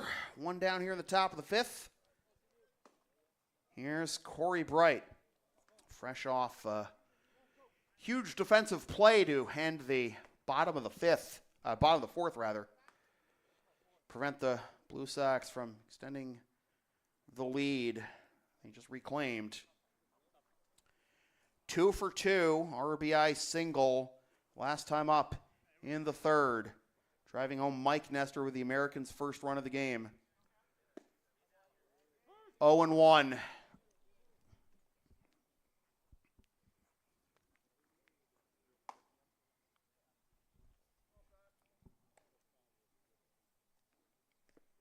That hit him. Bright is aboard for the third consecutive time. Anything to up the old OBP, right? McGowan. He's been a little iffy after that hit by pitch. Follow through awkwardly. I mean, we've already seen that issue a couple times with McGowan and Flint. But here's Libby.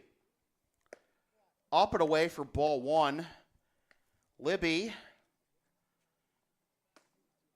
hit a comebacker to McGowan for the final out of the top of the first, and then reach on an error by McGowan in the third as he fouls that one off to even the count at 1.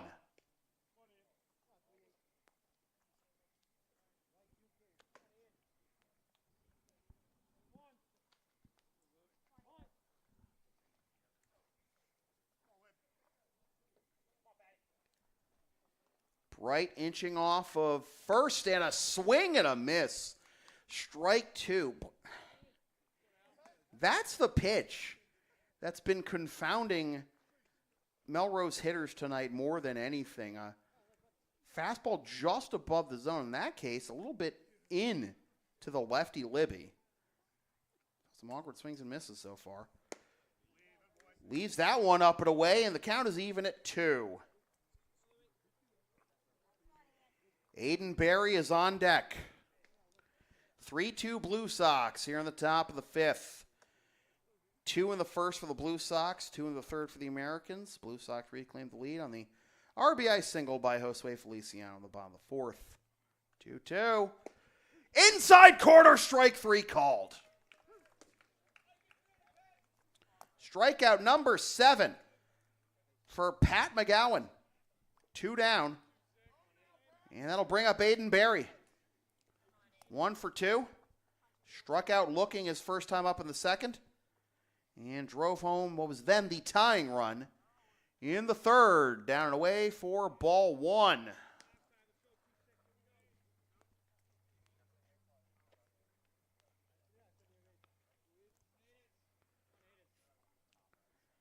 McGowan is matched.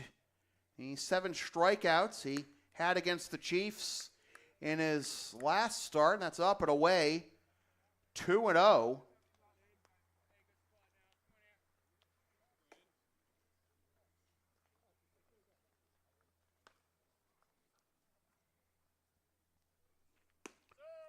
On the outside corner, strike 1, 2-1.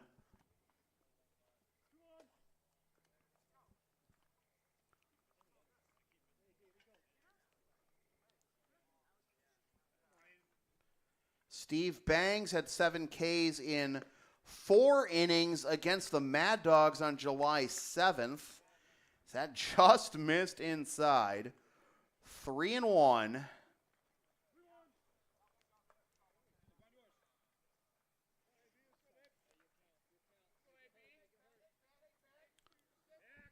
Throw back to first and back safely is Bright.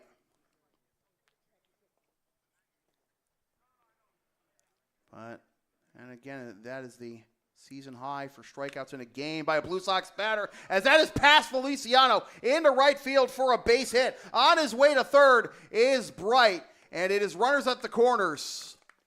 2 down.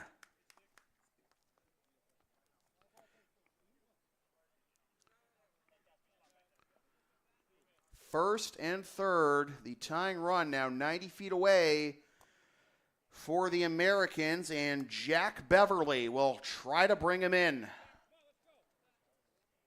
Bevs is 0 for 1.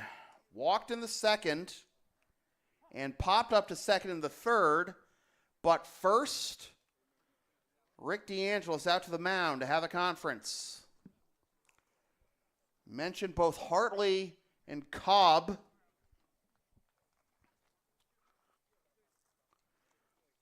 Been warming earlier tonight. Kieran Keller's been warming as well. Ryan O'Rourke started the game in the lineup as the DH. Don't think that means he can pitch. I think that means he can't pitch now at this point. Now that he's been pinch hit for by Ramirez. And, Manny Del Carmen's also here tonight. Right now it's just strategy from Ricky.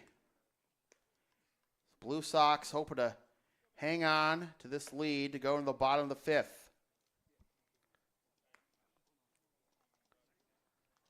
Bright at third. Barry at first, as Aiden Barry's now 2 for 3. And here's Jack Beverly. Again, 0 for 1 with a walk and a pop-up to second. Sway holding on Barry at first as McGowan blows it by him for strike 1.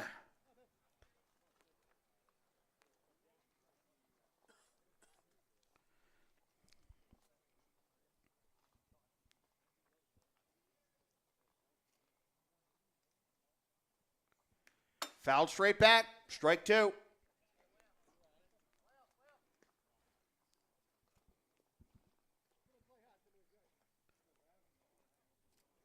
Infield is playing back here.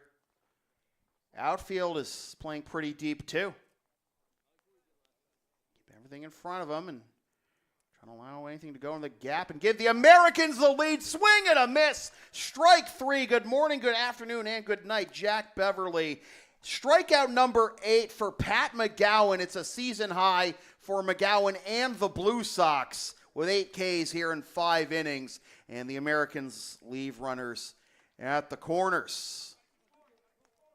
We are through 4.5. And the Blue Sox still lead 3-2.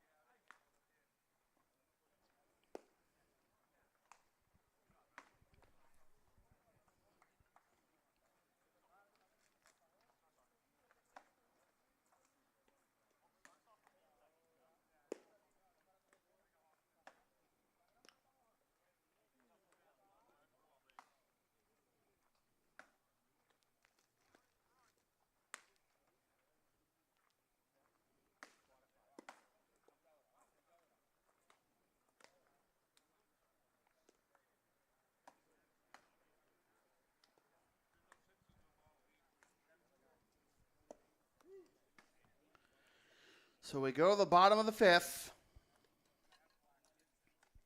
Desai, Elberry, and Alvarez due up. As Harper Flint back out there for inning number 5. Pat McGowan through 5 innings. Season high for both himself and the Blue Sox, 8 Ks. 15 Ks in his last 10 innings of work for McGowan. He's logged the 2 longest outings by a Blue Sox starter this season. And can the Blue Sox offense, again, reward his efforts? They got to run back in the 4th to reclaim the lead. Can they get more in the 5th? Here's Desai. Takes a high strike, 0-1. Desai is 1 for 2. Double and a run scored. The first fly out to center in the 3rd.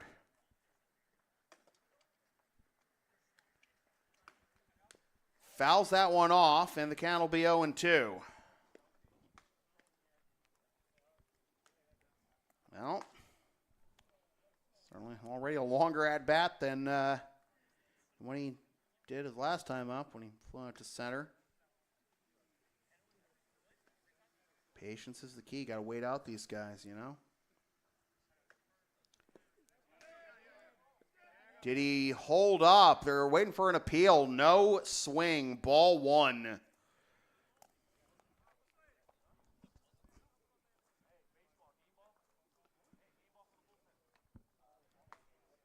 One and 2 the count. As Desai able to hold back on that pitch in the dirt. Get another chance at 1 and 2. 2-2.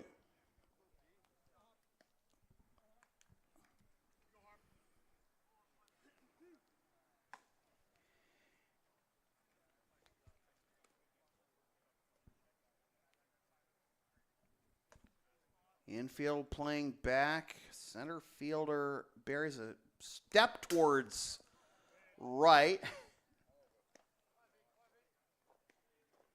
Maybe I just think it's a, higher frequency of fouls straight back tonight just because of the camera getting knocked out of focus earlier. I mean, thank God we got this, right?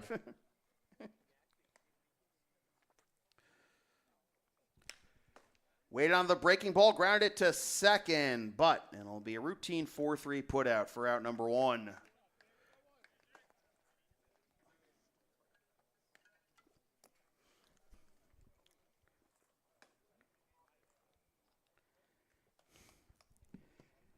It's tough, it's tough enough when you're sitting back here, and even though you got the fence and everything, you got the foul balls come straight back.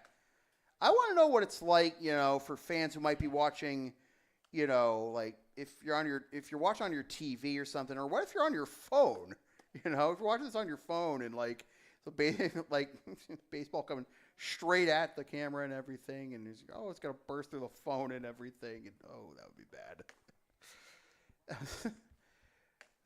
Not what I think the inventors of 3D movie viewing or TV viewing, whatever, had in mind. This is going to get out of play for strike 1. 1-1 the count to Jake Elberry.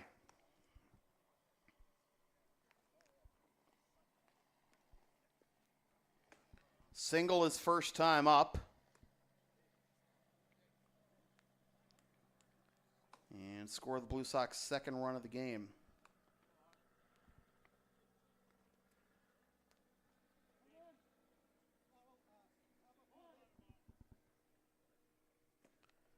One and one the count here in the bottom of the fifth. Blue Sox leading 3-2. 2-1 to Elberry.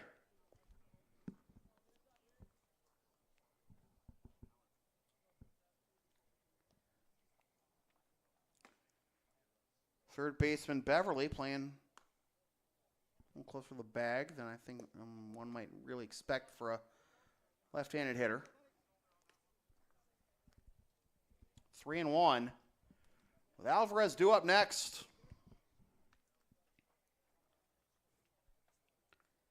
So the Blue Sox have still not been able to get the leadoff man aboard tonight after Desai's 4-3 groundout to begin this inning. Elberry pops this one foul and out of play. And that'll fill the count.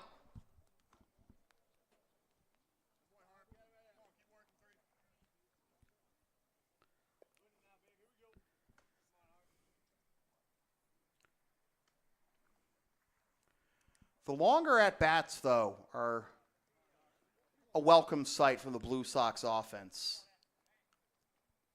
It can be hard to grind out at-bats against a guy like Dunphy, who's a pitch-to-contact guy and also a speed runner. But still, it's a lot. It's refreshing to see after, only seeing 66 pitches in 7 innings last night.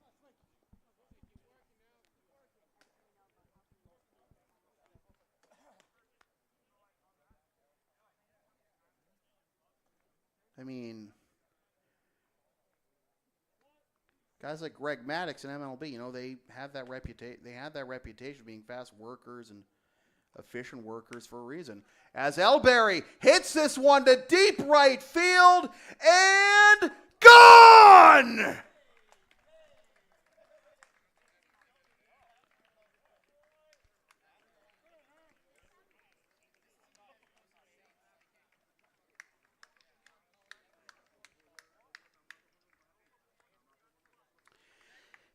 Jake Elberry. Boy, where has he been since the beginning of the season, huh? He's played in now 4 games for the Blue Sox. He now has 6 hits in 12 at-bats. And he has a double, a triple, a home run, and 6 ribbies, and 5 runs scored. And that is going to be it for Harper Flint as Kevin Burgoyne makes the change.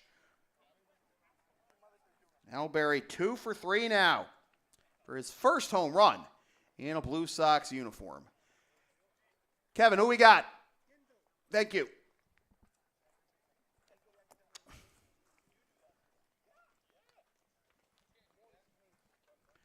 Will Gindel is going to be the new pitcher for the Melrose Americans, making his 5th appearance of the season. 1-0 with a 4.77 ERA in 7 1/3 innings. He's allowed 6 hits, 8 runs, 5 which are earned. Walked 10 and struck out 11. Hit 1 batter and thrown 1 wild pitch. Has not faced the Blue Sox this season. Last pitch on July 7th against the Bulldogs. Went 4 2/3 innings, allowing 2 hits, 3 unearned runs, walking 5, and striking out 7. His lone win of the season came against the Chiefs on June 26th. Pitched an inning at 3rd and allowed 1 hit with no runs and no walks and 2 strikeouts.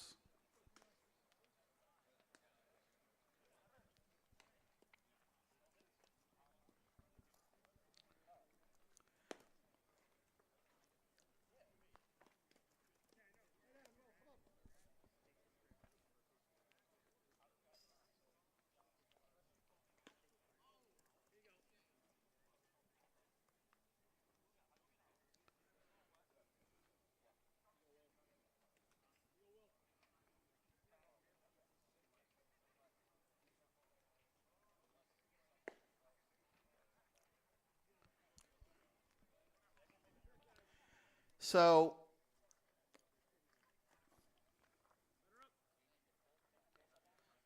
Will Gindel, by the way, has his own, doesn't just have like a perfect Game USA profile or anything for his stats for, coaches to look at. He actually has his own website, willgindel.com.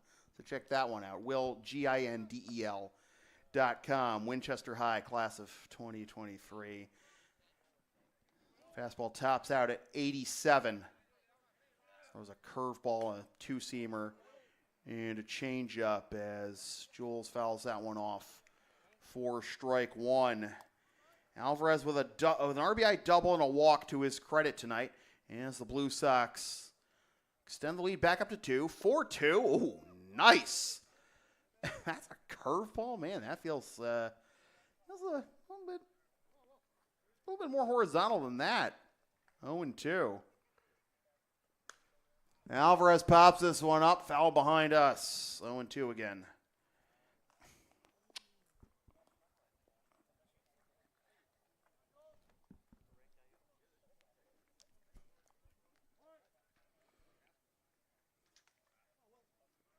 Gindel with the 0-2.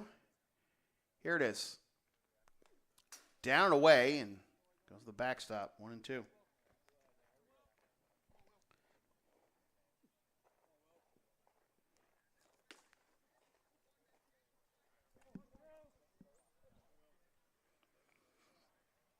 One, two. Alvarez comes up empty on the curveball in the dirt. Strike 3. 2 down.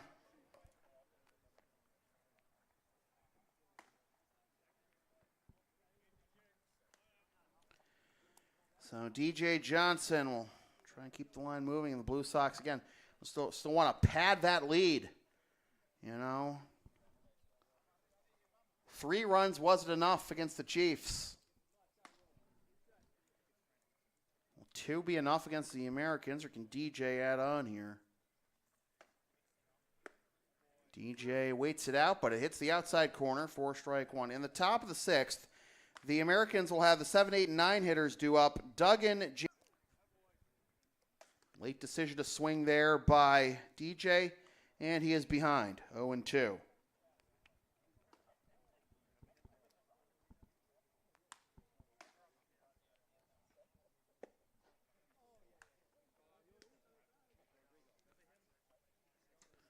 One and 2 to DJ.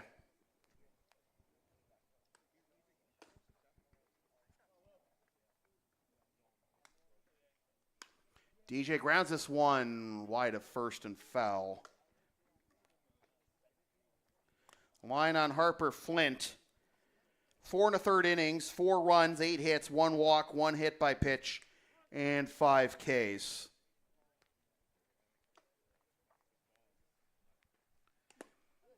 Just missed the outside corner, and it is 2-2.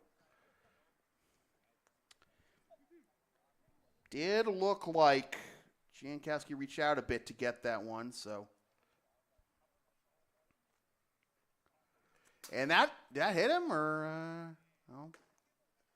DJ's still hanging out of the battle. I guess he got it out of the way. 3-2. Austin Maisel on deck.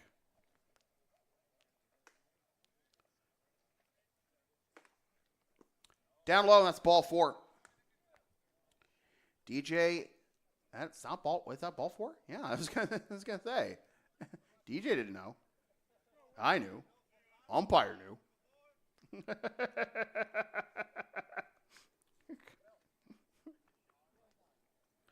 DJ with the jaw gymnastics with his own teammates. Here's Maisel looking to get on base for the first time, at least hoping to avoid striking out for the third time. 0 for 2 with a forwards K and a backwards K, and that is up and away for ball 1. 1-0 the count as DJ reaches with a walk with 2 down.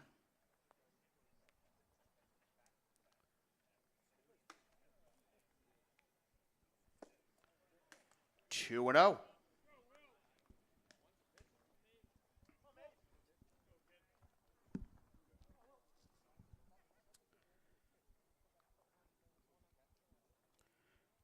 Blue Sox extending the lead back up to 2 runs with a solo shot by Jake Elberry.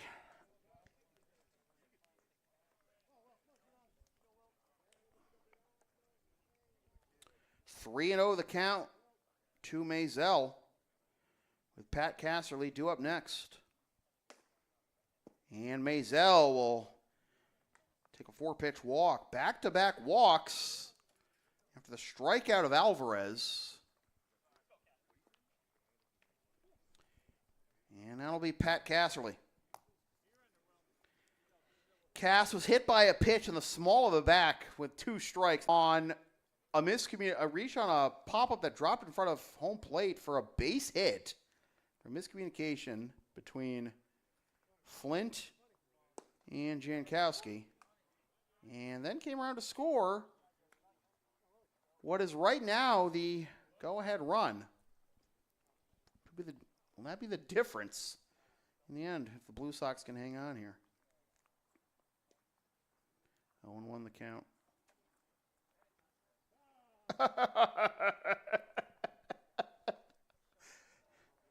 What does DJ try to accomplish there off of second? This is supposed to be an audition tape for, like, you know, some. He's going for third. A foul ball? Foul ball. Okay. You know, audition tape to be a background dancer in some music video I'm not aware of, DJ, because the camera's zoomed too far out to get your exceptionally smooth moves right now. 0-2 the count. Up and away for ball 1. I don't know. DJ's, act on the bases has worked out in the past. It got him a stolen base against the Chiefs. Or was it against the Chiefs or the Expos? What is he doing? This is into left field. That is a catch in left field by Duggan for the out that retires the side. So once again, the Blue Sox robbed of a chance for an insurance run by a great play in the outfield.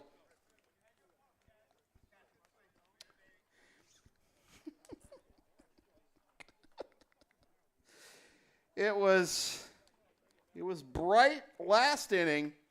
It's Duggan here. And we go to the 6th. Blue Sox leave 2 more, but they extend the lead to 4-2.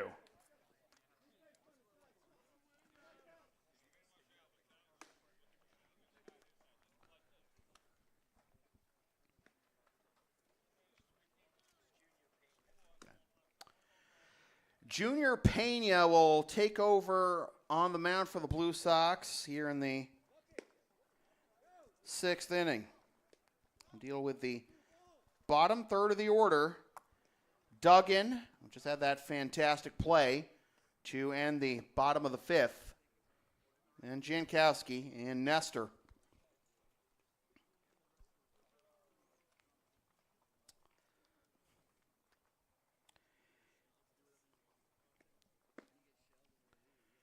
Pena is making just his 2nd appearance of the season.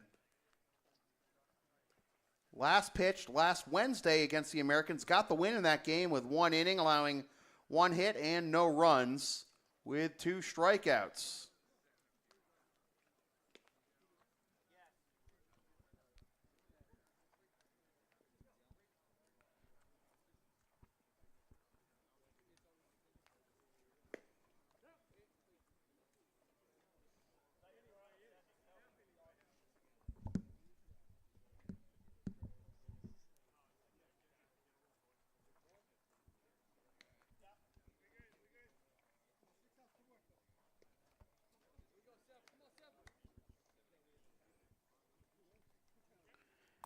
So the line on Pat McGowan, who is in a line for the win, if the Blue Sox can hang on here. 5 innings, 2 runs, 8 strikeouts, season high for both McGowan and the team. 6 hits, 1 hit batsman, 1 walk. Duggan to lead things off after sliding catch to end the bottom of the 5th and prevent the Blue Sox from stretching the lead further. Swings and misses 0-1. He's certainly glad to see McGowan goes 0 for 2 with 2 backwards Ks against him. That is fouled off for strike 2. 0-2. Against Owen Duggan, then Noah Jankowski and Mike Nestor due up. Anybody gets on the leadoff man in the Americans batting order, Pat Costigan. Pena comes set. And the pitch. Well, same song, 2nd verse.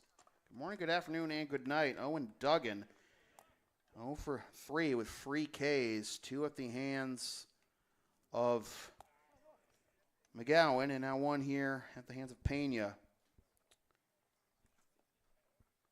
1 up, 1 down here on the top of the 6th. Here is Noah Jankowski, the catcher. Duggan was 0 for 3. Was 0 for 2 with 2 Ks against 2 backwards Ks against McGowan. Jankowski went down swinging at strike 3. His 2 appearances against McGowan. He takes ball 1 here, 1-0.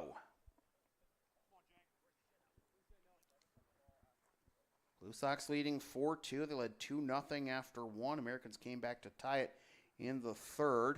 And then a run each in the 4th and the 5th to give the Blue Sox the lead back, with run number 4 being Jake Elberry's first home run in a Blue Sox uniform. Boy, Elberry and Desai, other way around. Desai and Elberry in the 2 and 3 hole in the Blue Sox batting order. What a revelation they have been offensively, and tonight Desai defensively too. Up and in, 2-1. Elberry hasn't been tested much at 3rd defensively tonight, but did haul in a liner for the final out of the top of the 4th. Just missed the outside corner, and the count is 3-2. Americans got to remember that, they're down 2. It's not an insurmountable lead here. Jankowski gets on. Tying run comes to the plate. Mike Nestor's been a pest tonight. Little looper into right field, and that'll get down in front of Alvarez for a base hit. So Duggan unable to have different luck. Gets Pena after McGowan leaves, but Jankowski able to get aboard. It's now 1 for 3. 9 strikeouts now by Blue Sox pitching tonight through 5 of the third. And here's Nestor. Single, a run scored, and a single stolen base, a run scored in the third, and strikeout in the fourth. So I mentioned about the Blue Sox not being able to get the leadoff man aboard tonight in any inning. Nestor's the only leadoff man tonight who has gotten on at all for either side. Takes over for ball 1, leading off the third with that 0-2 single, no less. Every other inning, the leadoff man's been aboard. So both teams, for most of this game, starting their innings, already an out to their name. Or they can get their offenses going. 1-1. Mentioned 9 strikeouts so far for Blue Sox pitching. 8 by McGowan, and right now 1 by Pena.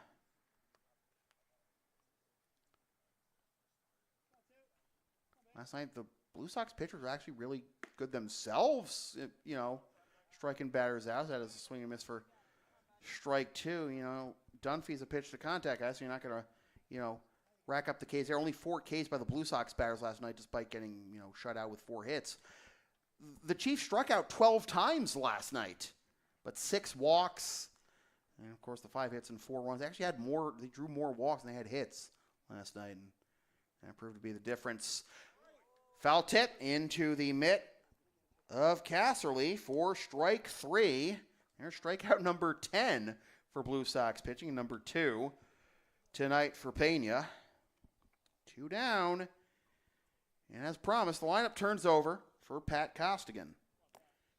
Trying to get off the schneid here. 0 for 3. Ground out to short, fly out to right, line out to third. He's been putting it in place. Been tough to get out tonight, but they have gotten him out. First pitch. In there for strike 1. The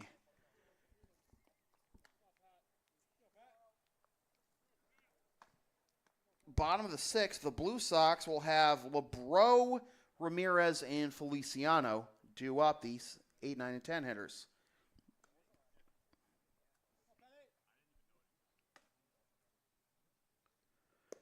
Down and away for ball 1. Now, it's not the exact same game that, the Blue Sox and Americans played on June 25th. It was a pitcher's duel until the Blue Sox explored for their biggest offensive inning of the season to turn that 1-0 nail-biter to a 9-0 comfortable win. As this is into center field, Maisel has it for the out that retires the side. And Pena doesn't allow Giancasso to get further than first after that 1-out single. Go to the bottom of the 6th. Blue Sox looking to tack on some more here and leave no doubt in this one. 4-2. 8-run inning, turned it into a 9-0 comfortable blowout win. Back on June 25th. Those 8 runs coming in the 6th inning, by the way, for the Blue Sox. 1-0. It was actually scoreless through 4. 1 in the top half for the Blue Sox, and then the 8 in the 6th for the Blue Sox. Again, that's the top half. That was at Morelli. So Blue Sox hoping for something similar here in the bottom of the 6th at home. As Skindle is back out there after getting the last 2 outs of the bottom of the 5th after Elberry's home run. Craig Corliss had a home run and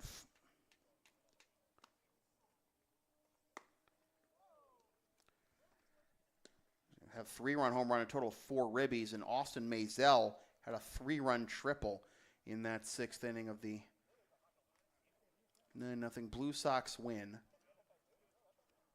over the Americans back on June 25th. The Only time the Blue Sox have shut out an opponent this season.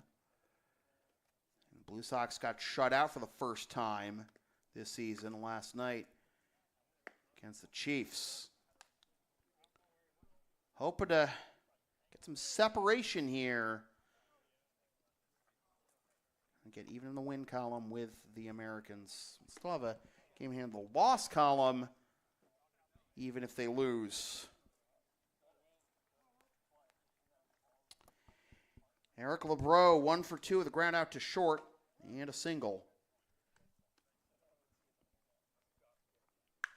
Drives this one deep to left. Did he get it enough? He did. It's a home run. First pitch swinging. Oh, my God. 5-2. Oh, man, that was a violent sound off the bat.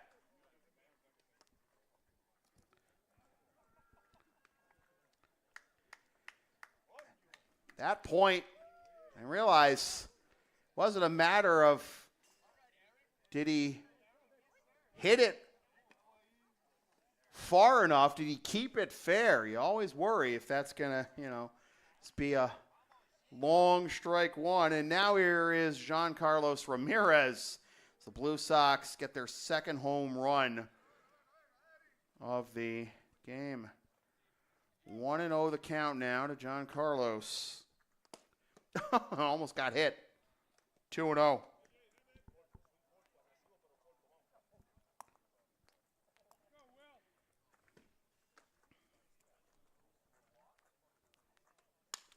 Broken back grounder to the left side. Slow roller for Costigan. Throw to first. Got him.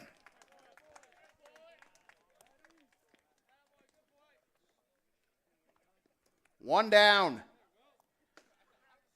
Broken bat, slow roller. I don't think there should be any way you can get him there, but save it for the winner. And now here's Sway. RBI single, 2-out RBI single, back in the fourth that gave the Blue Sox the lead back. Sway will foul that one off the other way, and now play for strike one. Sway caught the final out of the ball game last Wednesday in the win over the Americans, and now he's got what currently stands as the game-winning RBI in this game.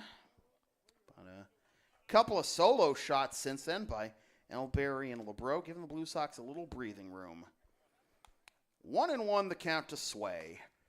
He hits this one down the left field line, and that's going to get into the corner, and that is off the base of the wall. Sway is chugging his way towards second, and he will be safe.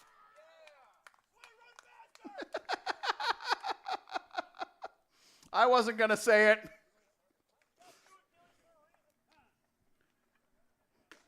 God. Sway with a double. He's 2 for 3, and Kevin Burgoyne out to the mound.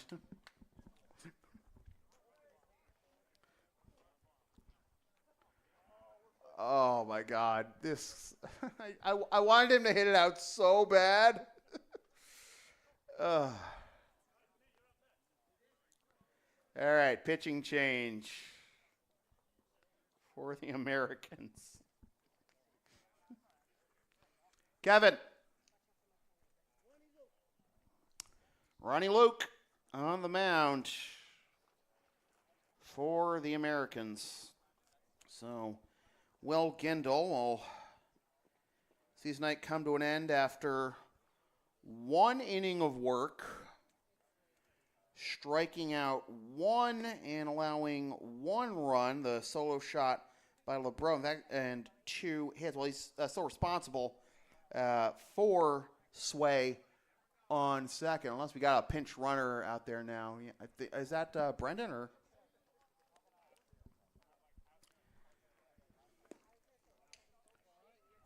Bruce, is that Brendan at second? Brendan Walsh, or? Confirm that real quick, but while we wait, give you Ronnie Luke's numbers on the season. Piscatello, okay. So Ronnie Luke making his 4th appearance of the season. He is 0-1 with a 4.20 ERA. Nice. In 5 innings, he's allowed 5 hits, 6 runs, 3 of which are earned, walked 4, struck out 3, and thrown 2 wild pitches. Last pitch against the Blue Sox last Wednesday, went 2 innings, allowed 2 hits, 2 unearned runs, no walks, and 1 strikeout.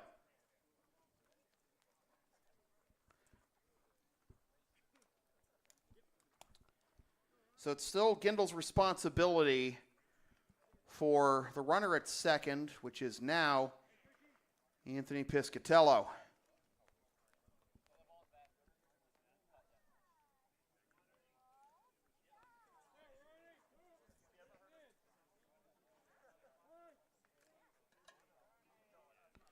Lamp turns over for Ernie Little, trying to get off the schneid. Both leadoff hitters tonight are 0 for, with Costigan going 0 for 4, continuing our trend here of batters both in the batting order and the inning unable to get on base. 2-0, and Costigan 0 for 4 with that fly out to center to end the 6th, top of the 6th, and Little 0 for 3 so far. The ground to short, a strikeout, and a fly out to right. LeBreau's home run on the first pitch of this bottom of the 6th, the first time the Blue Sox have gotten the leadoff man on tonight. Ernie Little trying to do his own Eric LeBreau impression apparently, but he comes up empty. It's 2-1.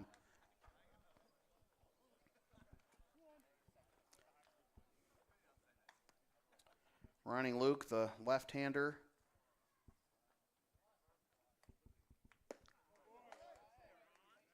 Going up the ladder and coming up empty is Ernie for strike 2, 0-2.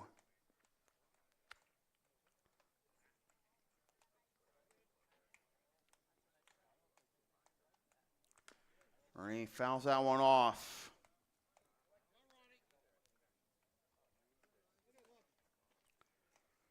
Ernie was 0 for 3 last night against the Chiefs. He hadn't been worse than 0 for 2 in any game he's played this season before that. Hoping to avoid going 0 for 4 here. The 0 for 2 game against the Chiefs on June 19th, he at least picked up an RBI. Hasn't even the sack hit, but just completely empty-handed last night. That gets to the backstop, and to third goes Piscatello.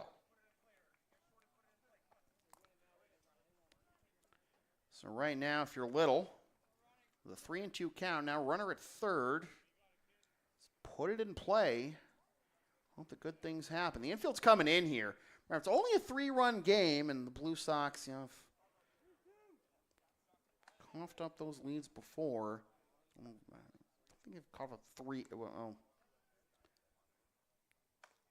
up 5-2 against the Chiefs last Thursday. The Chiefs got 2 runs, I think at 5-4 before they completed their comeback. But see what Ernie can do here on a 3-2 count with 1 out and a runner at third. Outside corner, strike 3 called. Tough break for Ernie there. He goes down on strikes for the second time, and he is 0 for his last 7 and 1 for his last 11, counting the game against the Chiefs last Thursday. 4 strikeouts in the middle. Not what we've come to expect from Ernie Fresh at the top of the lineup, but 2 down now. Let's see if Desai can bring home the run. And it's always fun to have a save to your record, but as far as the Blue Sox are concerned, they like to not have to worry about a save situation with Manny Del Carmen. Even with Manny Del Carmen warming in the bullpen, Desai takes inside corner, strike 1. In the top of the 7th, and the Americans will be down their final 3 outs. They've got right guys up for the job: Sean Nestor, Corey Bright, and Ian Libby, as Desai is behind 0-2.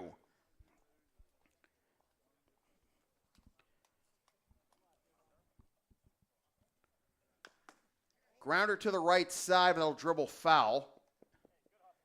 And Piscatello, some props from his teammates, making a break for it to home. You know, play probably wouldn't have come his way anyway if that was a fair ball, but still 0-2.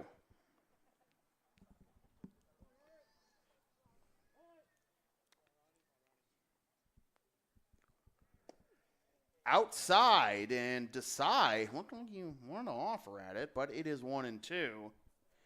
Able to hold off, and you can see the bat flinch a little bit off his shoulder there. Piscatello at third for pinch running for Feliciano after his double. Oh! Looked like it could have been a good spot for a called strike 3, but I think the fact that it brushed Desai back worked in his favor there. That looked like a pretty good spot. 3-2. Wow. That's 3 pitches this at bat that have, run in towards Desai. Each one coming closer to knocking him head over heels in the last. 3-2. Strike 3 called, and the side is retired. Back-to-back backwards Ks for Ronnie Luke to get out of that jam. And it will, in fact, be a save situation. And the Blue Sox will need to convert here to come away with win number 8. And when in doubt, call a World Series champion. Here comes Manny Del Carmen.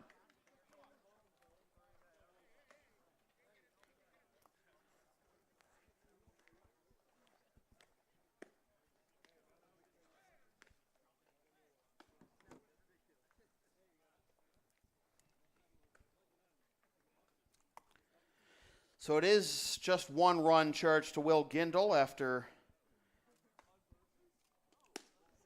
Luke is able to strand the inherited runner, Piscatello.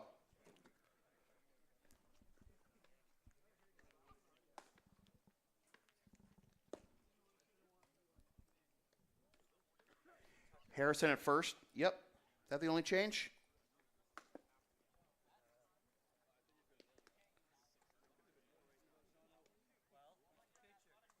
Oh, I got that one. All right, so Harrison Tucker is going to take over defensively at first after Piscatello pinch ran for Sway. Manny Del Carmen on the mound to try and close it out. He's looking for his first save this season. The Blue Sox have only recorded 1 save this season, and that was Ryan O'Rourke against the Expos on July 5th. Del Carmen to face Sean Nestor, and he gets strike 1 in there. 0-1. Del Carmen is pitching against an opponent other than the Malden Mad Dogs for the first time this season. Both his appearances were 1 inning against the Mad Dogs. Up the middle. Desai, not in time. Good effort, but leadoff man aboard. Haven't seen that much. It's only the 3rd time tonight that either side has gotten the leadoff man aboard in the inning. It's an infield single for Sean Nestor. He's now 2 for 4 after he singled and scored in the 3rd. His run back in the 3rd was, at the time, the tying run. Leadoff man aboard on the infield single for Nestor. And here is Corey Bright. He's had a fantastic game, 2 for 2. He dribbles this back to the mound. Del Carmen to the shortstop for 1 on to first. Got it for the double play. Harrison Tucker stretches up the line to haul that one in for the 1-6-3. 2 down.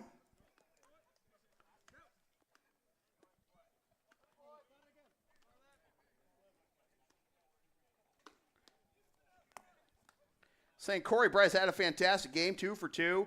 RBI, hit by pitch, great defensive play, but grounds into a 1-6-3 double play. Now the Americans are down to their final out, and that's just outside for ball 1 to Ian Libby. 0 for 3, reached on an error in the third, and that's sandwiched between a ground out to the pitcher and a strikeout looking.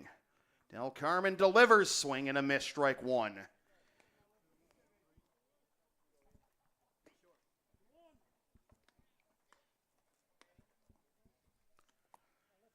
Manny comes set. 1-1. Fouled off. Americans down their final strike.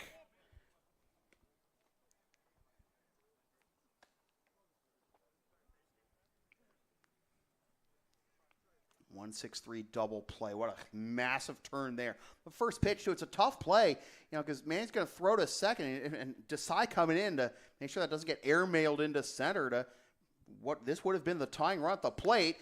It's a pop-up behind second. V. Desai has been in the middle of it all night defensively, and he secures the pop-up and secures the win for the Blue Sox. In a game that took 2 hours and 21 minutes, a winning pitcher is Pat McGowan. He is now 2-2. The losing pitcher is Harper Flint. He falls to 1-1. The save goes to Mandel Carmen. It's his first. Final totals for the Americans, who fall to 8-8. 16 points, third in the ICL, 2 runs, 3, 4, 5, 6, 7, 8 hits, all of them singles, by the way. No errors, I believe, and 1, 2, 3, 4, 5, 6 left, and for the 7 left actually, and for the Lexington Blue Sox, who go to 8-9. 16 points. Americans have the tiebreaker on winning percentage. 5 runs on 1, 2, 3, 4, 5, 6, 7, 8, 9, 10 hits, including 2 home runs and 3 doubles.